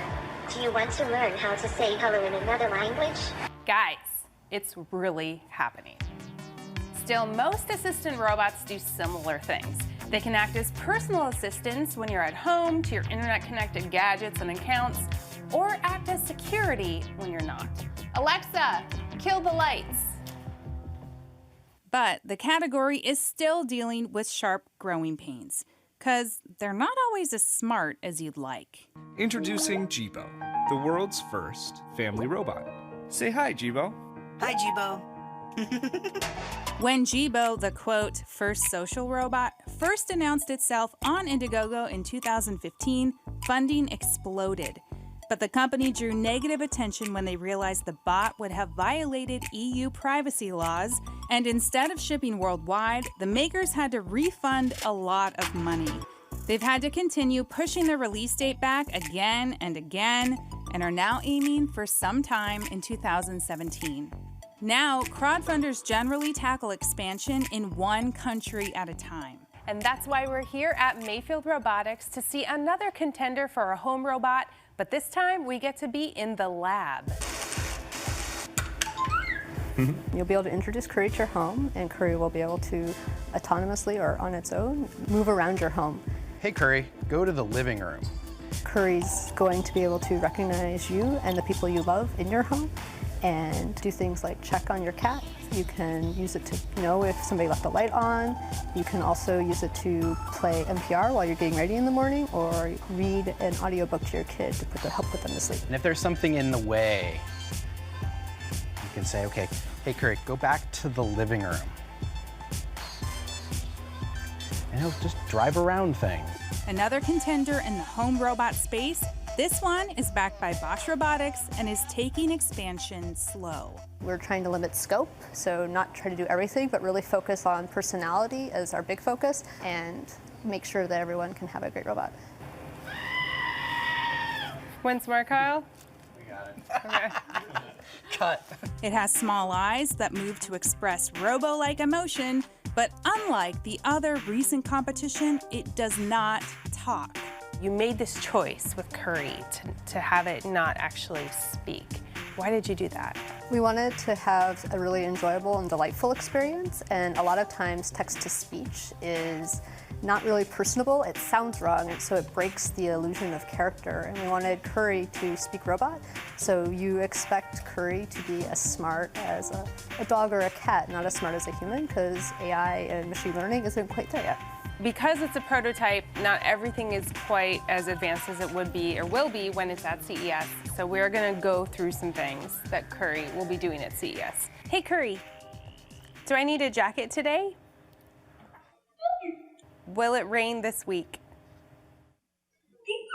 Okay, now I'm happy about it raining. Hey, Curry. I love you.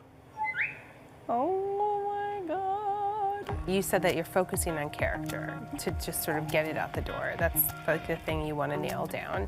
How did you choose all these cute little things? So we worked with a contractor who was formerly a Pixar animator, and he helped us really understand a lot about what makes people fall in love with characters and what makes them tick. And so we really focused on not having a screen because we wanted to keep the robot a character. Hi. Oh my God, let's go get ice cream. It's ringed with sensors and can map a space. It's mobility for a camera, microphone, and speakers, and that's what the company is betting that people want. Hey, Curry, can you take a picture of us?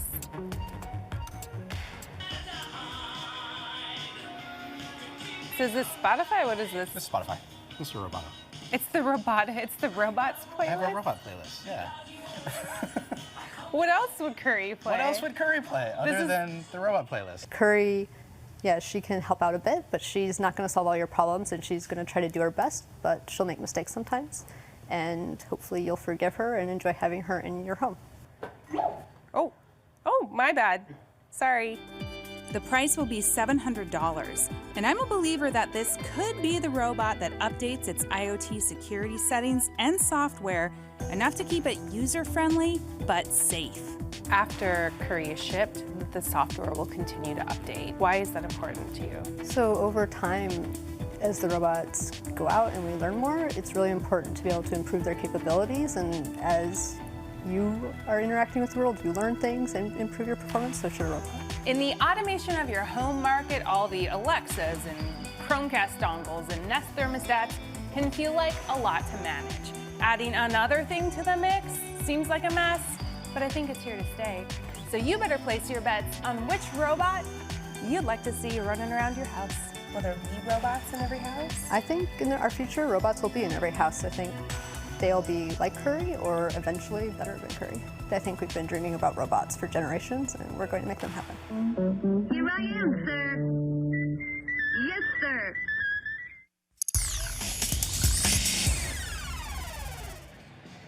Hello, everyone, and welcome to the Engadget CES live stage. You just saw the premiere of one of Engadget's new shows. It's called The Future IRL, and as you just saw, we are really into robots. We're super excited about the future, what it all means. As you know, there have been a lot of robots that have debuted here at CES, and right on stage with me, we have two CEOs of companies that have unveiled new robots here at CES. And immediately to my right, we have Mike Beebe. He's the CEO of Mayfield Robotics, who made Curry. And just real quick before I just, obviously, hey, Curry. That's how she gets to attention. So I just wanted, oh, cute noise, you missed it. All right, we probably saw it in the video. And then we have right next to him, John Rhee. He's the Ubitech Robotics. Sorry? General manager, my bad, not CEO. And you brought Lynx, which is brand new to CES. I'm so glad you could come. The interesting thing about Lynx is that it hooks up with Amazon Alexa, which is pretty much everywhere. We've already talked about how it's in, I think, like half the cars here at CES.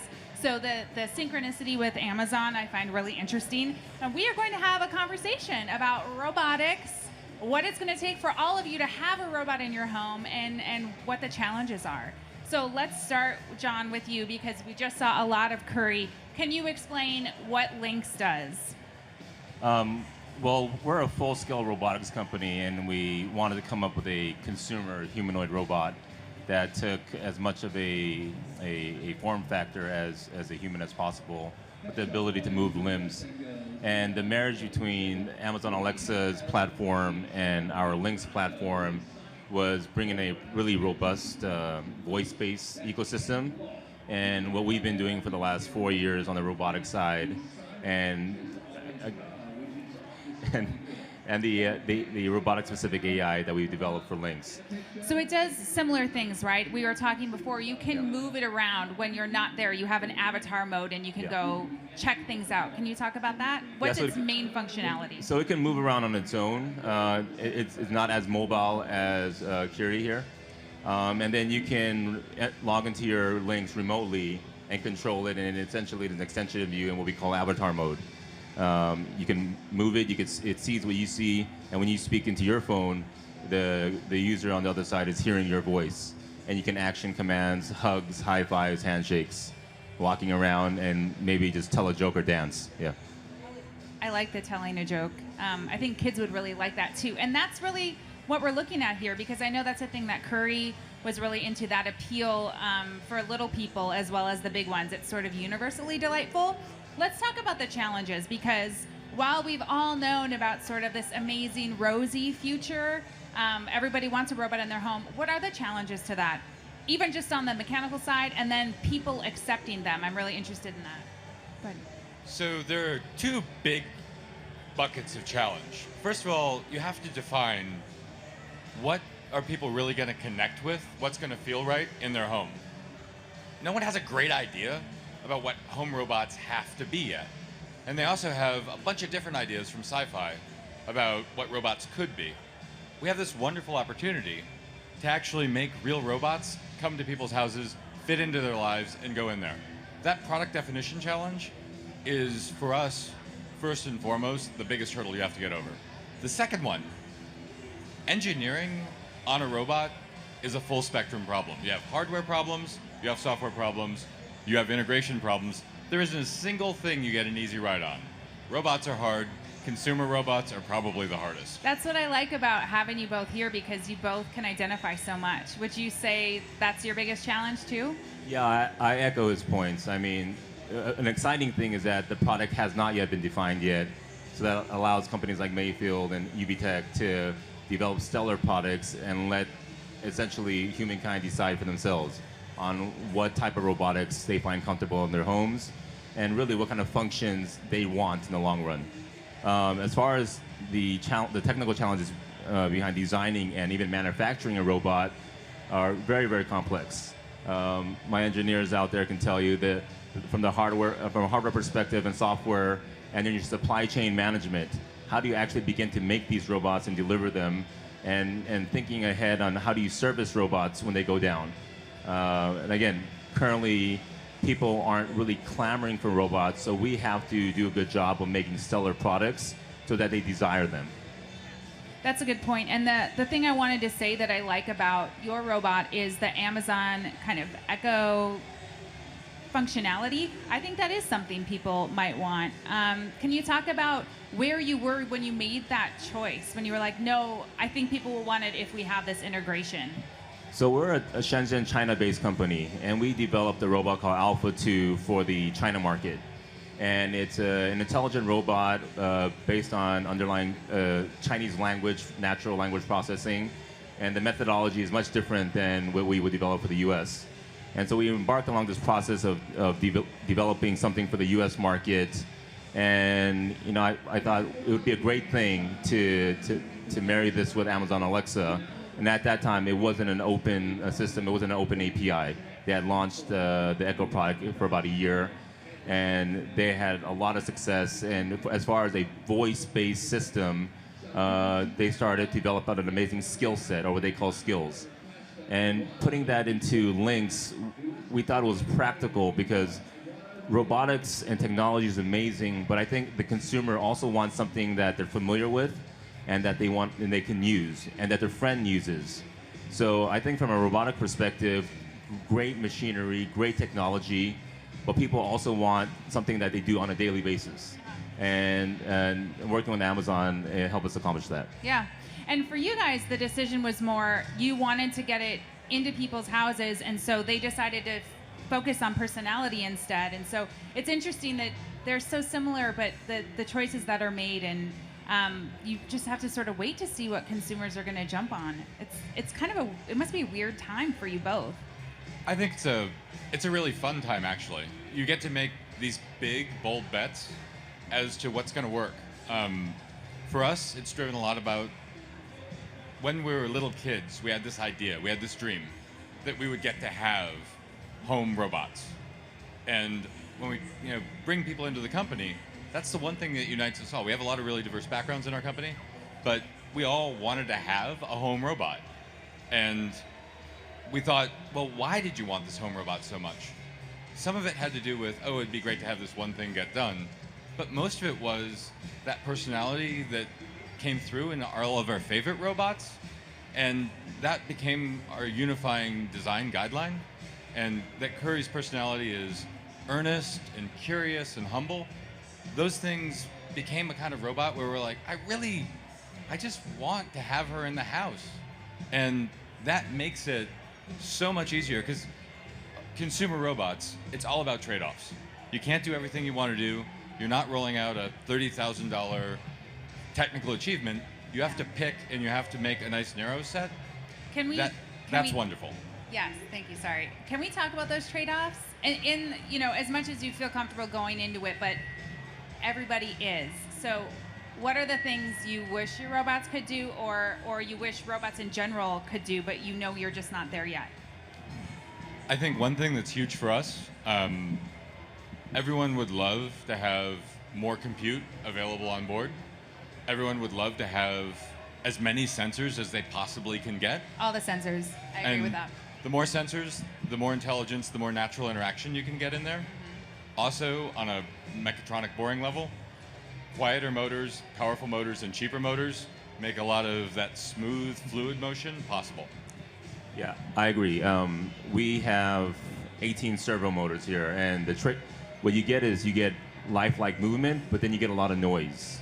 I think everybody can agree that we'd love to produce a stellar robotic product that incorporates all of the new technologies in sensors and auto mapping, something that really is truly an autonomous robot.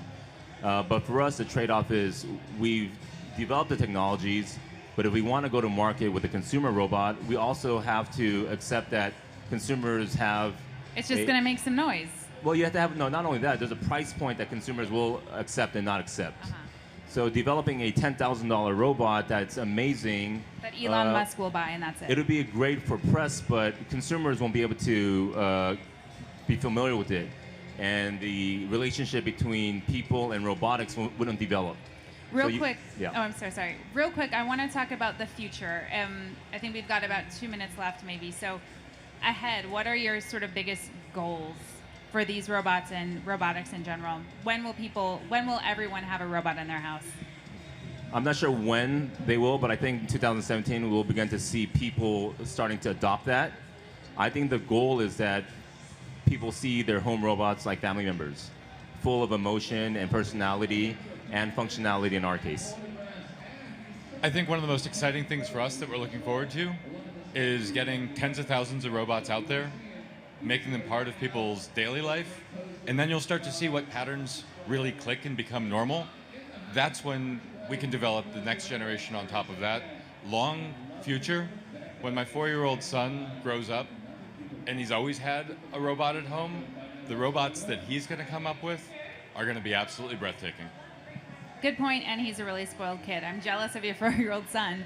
So basically what we're hearing is it's still the wild, wild west out there in a lot of ways for home robots, but this is the year that you both feel people will really start adopting them into their homes, like a dog. I think most robotics companies, we're really excited about the future because we know that in the learning process, we'll end up developing amazing products and at the pace that people are comfortable with as well. So tech will evolve at the same time. Consumer patterns and interaction patterns will evolve and kind of coalesce, I think. And we know there are also security concerns for, the whole Internet of Things in people's homes. So the truth is, these are little sort of mobile, sensors of video, recording, audio, all the things. So that's another struggle I know you all have to sort of deal with that nobody likes to talk about. Well, one thing that I think you have to realize with home, it is a more intimate environment than most of the environments you have access to. Absolutely. And you have to take security seriously from day one. You have to design privacy controls and security deep down from the very beginning. You can't build a fantastic robot and then staple on security later. It has to be at every single level, physical, the sensor connections, all the way up to the cloud, or else you're not setting yourself up to have a robot that can be fantastic and trustworthy. Curry, certainly for us, that engineering effort that goes into it, that'll pay off when you keep that trust and you keep that bond intact. All right, I'm sorry to say we have to wrap it up. Thank you so much both for the conversation. I know it went really fast. Let's go out on a little robot movement for all of you. Those of you here in the audience, you can stay a little bit longer, come up and take a peek at them if you like. And for those of you watching the live stream, thank you so much. We have tons coming to you, as you know, from CES through Saturday. We'll see you soon. Thanks.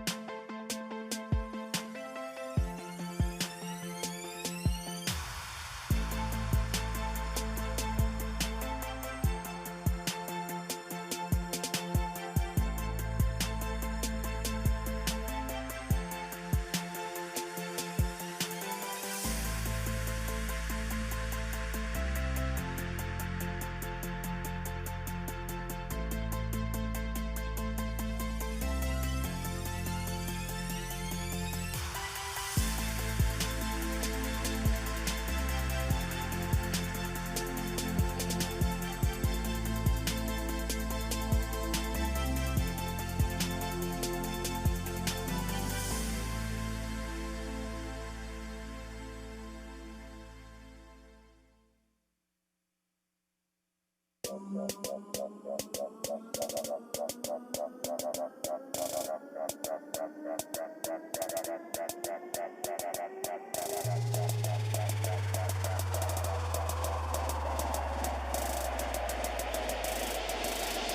it low, let me play that back.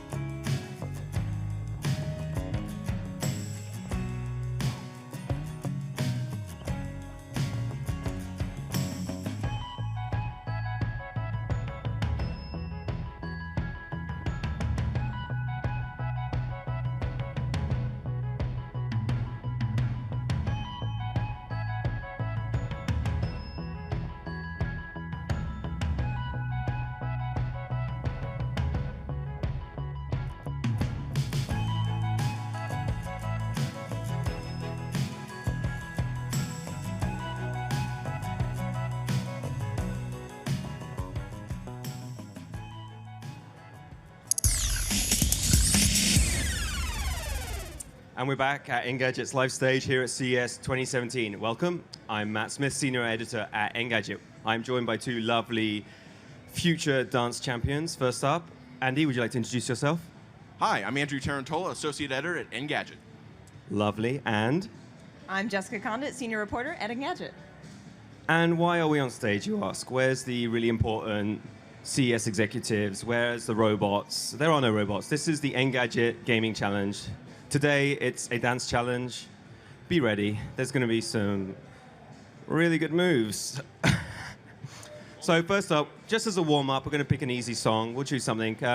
If you have any favorites you see, please shout them out to me. I'll try to pick them up, and we'll see how we can do. So first up, any favorites? Nothing. Anything. Oh, I know what we're going to do. We're going to do a perennial favorite of Andy's, I think. Wow, so many songs. Where's Let It Go? I've already gone past it. It's a duet, right? Let's keep going around. Well, if we find something good on the way. There we go. So this is Andy's personal favorite. Oh, I'm going to get out of the way. I'll let the pros do their job.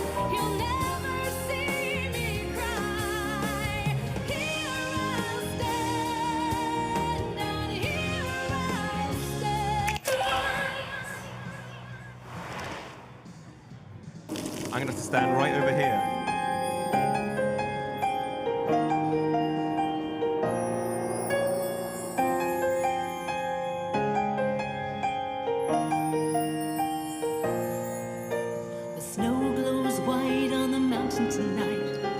And we noticed that Andy didn't know who he was. Kingdom of isolation, and it looks like I'm the queen. Jess, you're a little bit too good. Can you rein it in a little? Wind is howling like a swirling storm inside. Couldn't keep it in. Please remember, kids, these are seasoned professionals, apparently. Don't let them in, don't let them see. Be the good girl you always You're have actually to much be. better than in rehearsals. Don't feel, I'm afraid. let them know. Well, now they know. Let it go, and hold it back anymore. I don't really have anything to Let say. it go, turn away and slam the door. I don't care what they're going to say. Let the story tell. Cold never bothered All right, me. Andy, bust those moves out. It's funny how some distance makes everything So yes, if you wonder why you're looking at us, we're playing Just Dance 2017 because Engadget is a professional site full of professionals who are way too good at playing Just Dance. It's time to see what I can do to test the limits and break. No right, no wrong, no rules for me. And if you didn't know, Let it go, let it go. it's bonus season at Engadget.com, so these people are playing for real money. Let it go. You'll never see me cry. Here I'll stand, and here I'll stay. Let the story tell. Wow, it's like I'm in the movie. My power flurries through the air into the ground. My soul is spiraling in frozen fractals all around. And one thought crystallizes like an icy blast. I'm never going. That's good sass. I think we got high points for that sass. Let it go, and rise like the break of dawn. Let it go, that perfect girl is gone. Here Big finish. Come on, girls. Big finish. Hold hands, quick! Sassy pose. Brilliant. Round of applause, please. Wow. What a start to the Engadget Dance Challenge. Jess, a few opening words. That was harder than I thought. Searing commentary there. And Andy, thoughts? I'm just happy to be here. Yeah, we got that. Yeah, I got that a little bit myself. Let's move on. Yes. Lots of scores. We got points. It's very good. Wow, only 32,432nd in the world. It's a good start. A little bit of room for improvement. That's right, Andy. That's right. Oh, and we've got Elsa unlocked. Yes. Let's move on. Let's just see your highlights. They might be important. Or they're not going to load. Oh, no, too late. We're moving on. The competition comes first.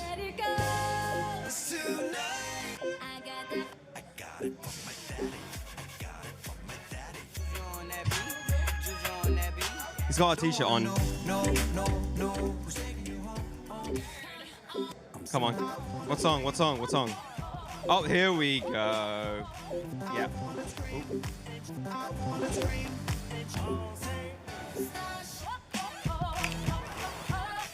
Too late now. Let me get out of the way again.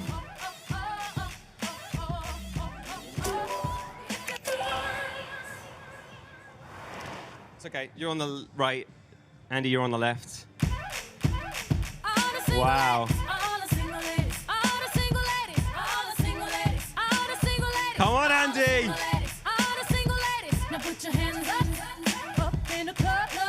Wow, it's the fan remix that we all wasn't think was coming.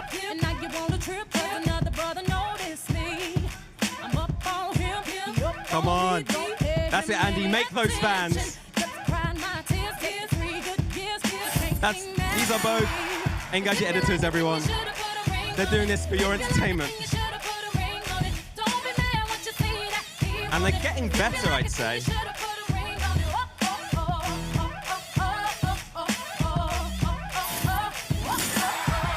Oh, very good.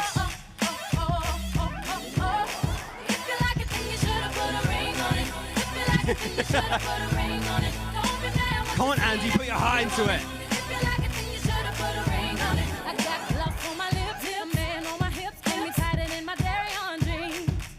Yes, there are some seats up front. You're free way to join. I mean, this show is pretty much priceless.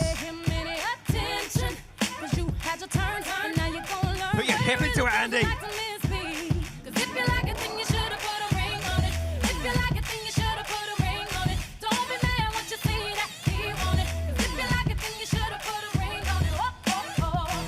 By the way, each of you get a free veto, so you can tell me any time to press start and cancel, but you only get one. Not gonna do it. It's more for Andy's benefit, I feel. That's it, perfect, you're doing good, guys. It's as if Beyonce was here in real life. If you just joined us, you're watching 3 Engadget editors embarrass themselves, 2 more than 1. This is the Engadget Gaming Challenge. Today it's Just Dance 2017. And as you can tell, we have Engadget's finest dancers here on stage. Dancing for your pleasure, dancing for your page views. I know it's hard to believe that Andy isn't a professional dancer.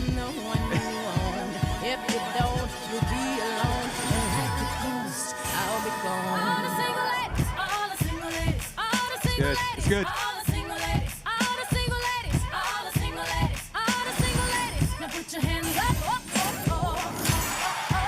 Oh. I hope we unlock a Beyonce avatar when we finish. That'd be awesome. All right, final push, kids. I know you're sweating, Andy. It's all good.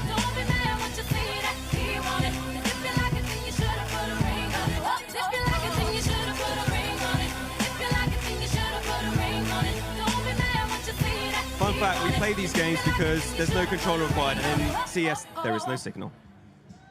Woo! Round of applause, please. More cheers. So a round of applause for Jess. And a round of applause for Andy.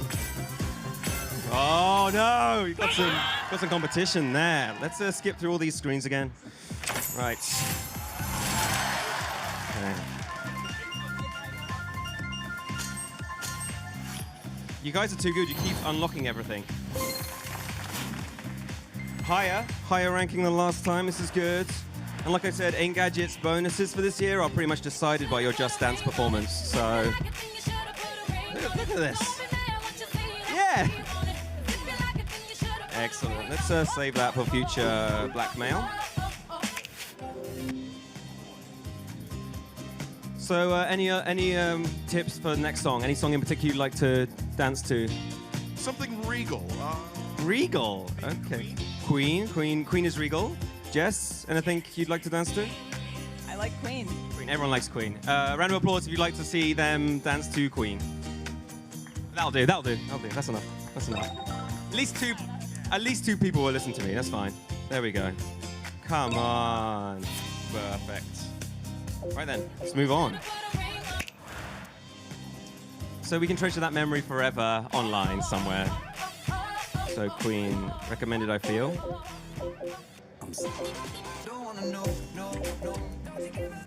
Yeah, let me know if you hit a, if you see Queen. Oh, it's in favorites actually. I think we might have done this in advance actually. It's in the history. Oh, no. Oh, is it? Perfect. I just hide my face. We should be okay.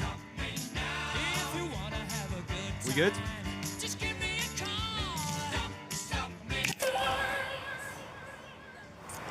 This is going to be good, guys. Oh, I think I'll have to sit down. I can sing. I'm not gonna. So this was our rehearsal song, so this should probably be the best you're gonna get from us today.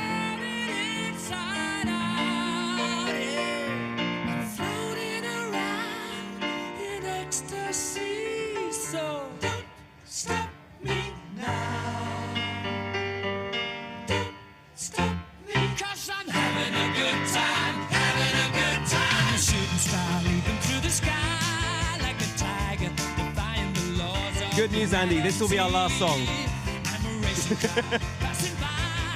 Make it count.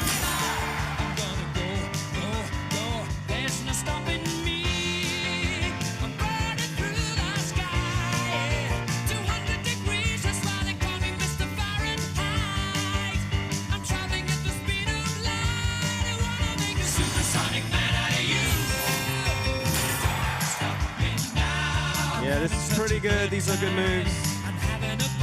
This is definitely worth coming to CES for, I feel.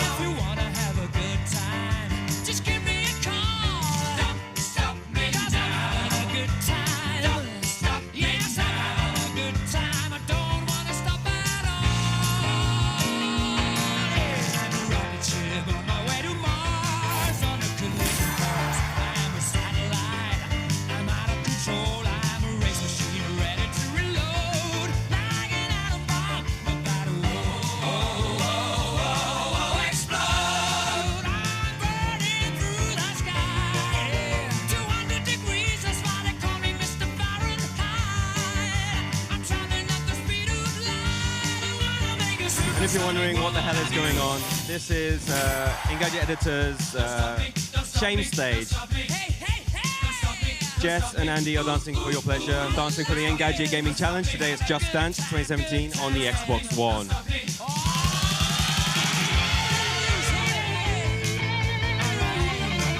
That's it, get down there, Andy. No half measures.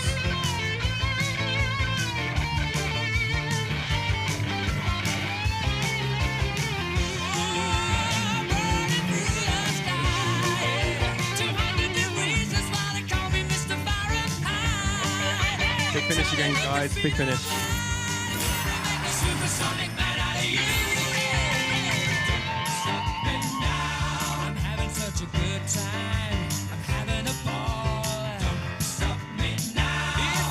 My biggest question is, why are you all watching us dancing? guess it sells. I guess Andy sex sells.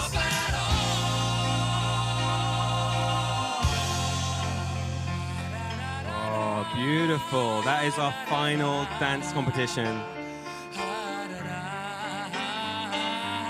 It's over. I can't believe it's over. Farewell, everyone.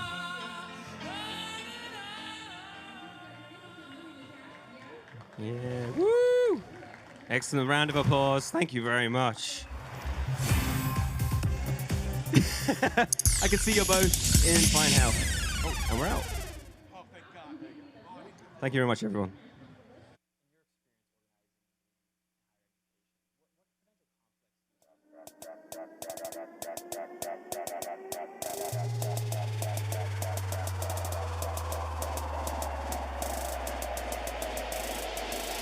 Drop it low, let me play that back.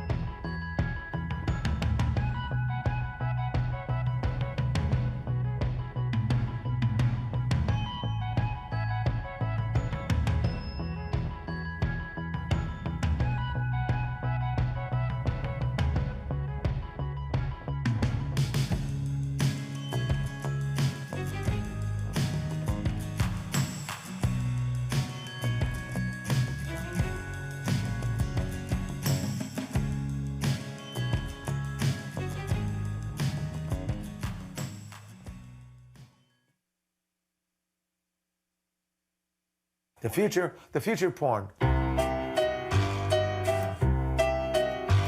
The future of porn will be divided into a few different things. They'll still have those wonderful movies with big storylines like Pirates. It'll look like a real movie with porn. Second wave of the future is going to be this Oculus Rift. I've done it, I've worn it, I've seen it. It is unbelievable. You see boobs coming at you, like, it'll have a device with a penis too. So maybe it'll be some kind of wire that'll come down and vibrate. It exists already. Really? So it's a wire that goes down and it buzzes? It's not wired. It communicates to your phone via Bluetooth. Yeah, right. So you don't have to even bother touching anything. Hands like that, just look at the Rift, and then something will be jerking you. Yeah. Third feature of porn, I think, is those real dolls are so amazingly lifelike. We've had them in bars and guys would walk in and offer them a drink. Hey, what would you like? Ah, for God's sakes. And they could put certain faces on it. You could push a button and put, I want Jenna Jameson's face on there. No, give me Seika. And then you could program it to say your name. Bob Smith from Broken Arrow, Oklahoma. Come on, give me Bob Smith from Oklahoma. And you're feeling the summation on your dick and everything while she's yelling out your name. Come on, Bob, faster, faster.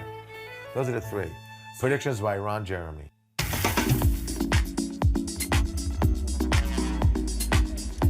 So, Ron Jeremy may not know a whole lot about the future of porn. I think you might agree.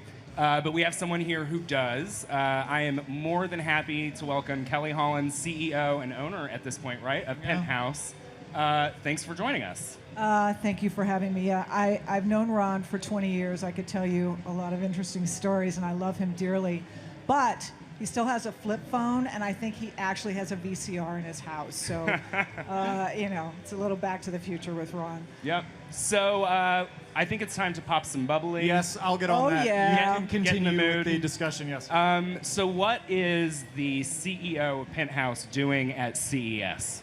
I've been coming to CES for, hold on. All right, no towel required.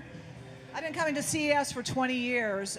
They stole my badge, or you'd see the little ribbon that says I've been coming for 20 years. And that is because the thing that does not change in my business is people's fascination, obsession with all things sexual, whether it is to understand their own sexual issues or to, as a voyeur, to watch sex or to have sex involved in the participation with their partner. That never changes. It hasn't changed since we dropped out of the trees and crawled into our first cave and started scratching that into the walls. Those were the images that we were scratching into the walls. And it will never change. It will never change because, frankly, it sits back here in this big meatloaf we call our reptile brain. What does change, however, and what has changed significantly, and Moore's Law being what it is changing so fast, is how we as the channel, we as the content provider, we as the publisher gives that to you. So it's important for me to always be at CES, consumer being the key word, to see how the world is eating its media, right? How it's consuming its media. So I started coming a very long time ago. Actually, before I was involved in the adult industry, I was involved in mainstream media. And plus, at the end of the day, I'm just a geek. I spend my Friday nights listening to NPR and Science Friday. So I'm a total geek. I live and die on TED and TED Talks. So I love looking at new technology, but that has translated into my involvement in Penthouse. I was at Penthouse for 8 years. I launched our broadcast operations, which are now global. We have 10 channels around the world that go from Turkey, which I'm so proud of. I can't tell you how proud it makes me to think about my channels live in a country that is as fundamental as Turkey is, and to think about somewhere in an apartment at midnight in Istanbul, a woman takes her burqa off and her husband turns on my channel. I love that. That is an image to behold, for sure. Well, I'm political, and I'm a feminist, and I'm about, women being able to and having access to images and to content that shows women in control. And I'm not talking about dominant, submissive, but I'm just saying women engaged in the process and not victimized by it, and victimized by the cultures that may be around them. Agency. but I don't want to digress off onto my political rants. So we have channels all the way from Turkey to French-speaking Africa to Israel, all across the United States, Canada, Latin America, yeah. So I created that division and grew it. We are now the largest adult broadcaster in the world, but of course broadcast is changing dramatically. Traditional broadcast declining. We were the first to launch high-def channels. We were the first and only to launch linear 3D channels, which happened at the irrational, at the height of the irrational exuberance over 3D. And we, in fact, still have a 3D channel live in Europe on 4 platforms. And I believe, you know, a lot of people will say 3D was a failed process. Could leave that to the screen manufacturers to talk about. But 3D was really just one step in the evolution of technology and media, which gets us to what I am most excited about, which is VR. So you showed me a little bit of a VR experiment that y'all were working on at Penthouse. Yeah. And I have to say that I've seen a lot of VR porn at this point, and I've seen a lot of very horrifying VR porn. Yeah. And this was not that. I mean, it wasn't really even porn. It was, but it was a scene. It was like kind of like people all around, right? It was 360. It was everything you kind of want out of the situation. You know, it's very easy. I saw this happen with 3D, that the people producing the content get very hung up in the technology, and they forget that we're still filmmakers or we're still content providers, and we still have to serve that market. So the state of affairs in the adult world as pertains to VR is frankly fairly poor. It's really not VR, it's POV, point of view. Girl walks in, you know, you see the guy's feet, usually his toes, not pleasant, and excitement ensues. But the VR component, if you could be so bold as to say that, is, wow, I can look to the left, it's a wall. Wow, I can look to the right, it's a wall. But don't try looking behind you. Yeah, because there's nothing there. There's nothing there. Or, you know, some of my competitors who I love dearly, but they thought it was very interesting to shoot a scene, and the VR portion is the behind the scenes of the set, and you as the consumer gets to turn around and watch a fairly bored crew who does this day in and day out, eating a ham sandwich while they sit on an apple box. I mean, it's not very exciting. Sounds super hot, by the way. Yeah. Yeah, nobody wants to see that. If you like ham. That's not, for me, before I tell you for me what the for me is, we are limited by the industry and the economics of our industry. I was just talking to somebody about this earlier. You've seen a consolidation of the mainstream media groups. They've had to consolidate. In the adult space, you've seen a consolidation of some of the big adult companies. Those are the only people left standing who can manage new technologies. Back to Moore's principle, right? It's changing so fast. We now have been shooting 4K, for example, for 2 years. We have enough content to launch a 4K channel. The broadcasters aren't ready, obviously, because they don't have the compressions, and they're not going to commit 36 megs on a satellite to handle a 4K adult channel. They're not going to handle, many of them are not going to handle any 4K. They just don't have the bandwidth to do that, literally and figuratively. So now we get to VR. Very complex space. We have to work in a live VR environment, which puts us in the GoPro 360 world. But in that world, what do we want to be? We don't want to be look to the left and see a wall, look to the right and see a wall. For me, an erotic experience is sort of a no holds barred, all bets off fantasy. So when I think about VR, I want to see something a bit crazy and a bit erotic everywhere I turn, whether I'm looking up at people on wires in a Cirque du Soleil fashion, or I'm looking at, you know, fire breathers, and I'm looking at sex happening over here. It's really like you've walked into a carnival of sex. And so that's what we're looking at in terms of shooting, and then some other interesting things. It's a full-on fantasy, though. It's a full-on fantasy.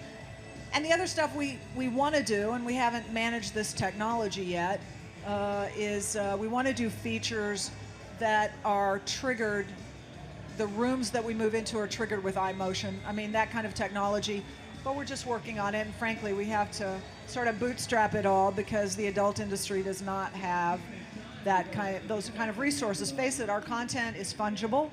It comes one day and it goes the next. Our content is what we have to produce has to compete with all of the, low-end content that's out on the internet that's free, that your neighbors next door shot on a drunk Friday night and decided it would be a great idea to post it. Although I'm sure they regret it by Sunday morning. Yeah. So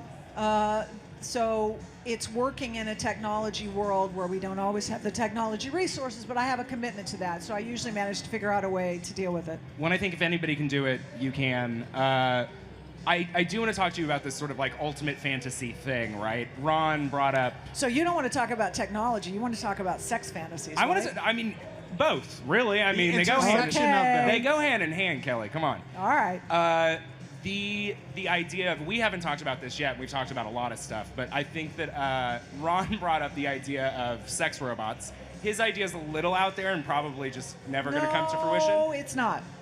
But I would like to know your opinion. Like, when and if we'll ever see them. Absolutely. What is it going to be like? Absolutely. So I said earlier that, it hasn't changed since we dropped out of the trees and then crawled into the caves and started scratching images of people having sex on walls.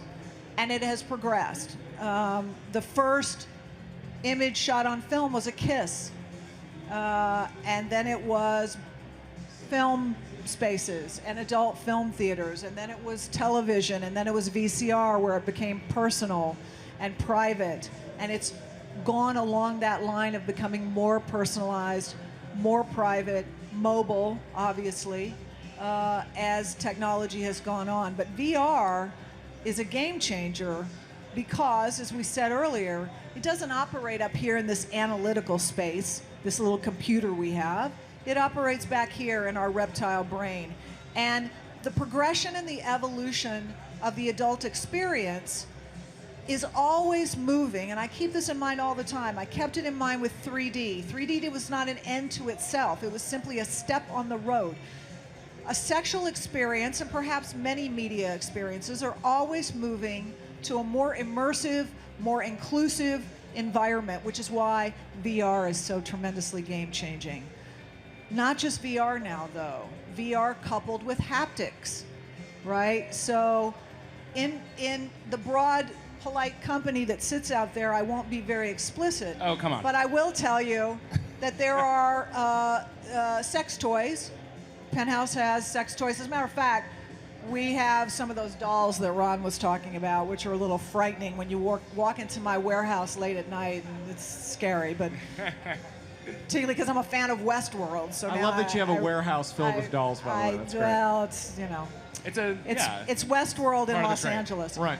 But in the novelty business, which we euphemistically call it, which are sex toys, there are products called strokers. Now, male you masturbators. may not know. Okay, thank you for being explicit. So the technology already exists. It was introduced years ago by one of my competitors, but perhaps it was too early. Perhaps they rushed it to market. Perhaps it didn't work so well. But it used that particular novelty, a male masturbator, and that was coupled with a video that you were watching. So the model's movements, the speed, the angles, whatever, were translated into those products. I think virtual reality will bring that back, and you will see sex toys that become more aligned with what you're watching and what you choose to watch. And look, I'm a huge proponent of this because I believe also you look at people who have long-distance relationships, look at the military. I'm saying, wouldn't it be great if your husband is stationed in the Sudan, which is where many are stationed right now, and that soldier's wife is back in Canton, Ohio, and you can Skype, and each of you can have a toy and your goggles or each other on Skype, and you can have virtual sex. I mean, that's where it's going to. Virtual, as we know from gaming, is about a completely immersive environment. And that's also, gaming is also engaging that reptile brain where your fight or flight mechanisms are sitting. That's why when you have someone in a virtual gaming environment, their heart rate's up, their pulse is up, they're sweating, they're panting, their adrenaline's pumping. Sounds similar to some other things. Sounds similar to sex. Yeah. Both Yeah. of those things, the three primals, right? Survival, procreation, and gaming. and gaming, and CES, of course. Right. So we're talking about kind of the virtualization of sex, and I have some concerns about the broader implications of that, just in terms of people who. Do you think we're ever going to get to a place where people are opting out of actual human-to-human interaction and in favor of virtualized toys? I'm not saying this is going to happen. We're there. Yeah? We're there. It's called Facebook. We have these faux tribes that sit out there. Fair enough. I can guarantee you I have 1,500 people that follow me on Facebook, and I think there's 10 of them are my friends, Yeah. right? I mean, we have, and there's cultural and social reasons why we're in a very disconnected world where a 24/7 news cycle reminds us constantly that we're one of 7 billion on the planet, and we are as connected to the person who lost their child in the earthquake in Italy as we are perhaps to our neighbor. Maybe we're more connected because we saw her grief, we saw her cry. So, I mean, we live vicariously and really in this very virtual world, and I think we continue to move forward with that and toward it. And do I think it has some negative implications? Absolutely. Not just with the adult industry. I think gaming has a lot of potential problems in VR. And I think VR also completely changes our brain chemistry, frankly. And I think as we get deeper into it and we have more studies behind it, we will begin to question the profound effects that VR has on us, and we can choose to follow that or not. But you know what? Technology rolls on with or without our approval, right? So I think we just have to find out how to responsibly manage it. Yeah. Well, I think that is as good a place as any to wrap this up. I really appreciate you coming out. My pleasure. It feels like it ended way too soon. But I hope that we can continue this conversation off stage. So. I didn't even get to finish my I know. You didn't even touch it. Yeah. Thank you, Anyway, guys. thank you so much. I You tell appreciate her. it. Thanks.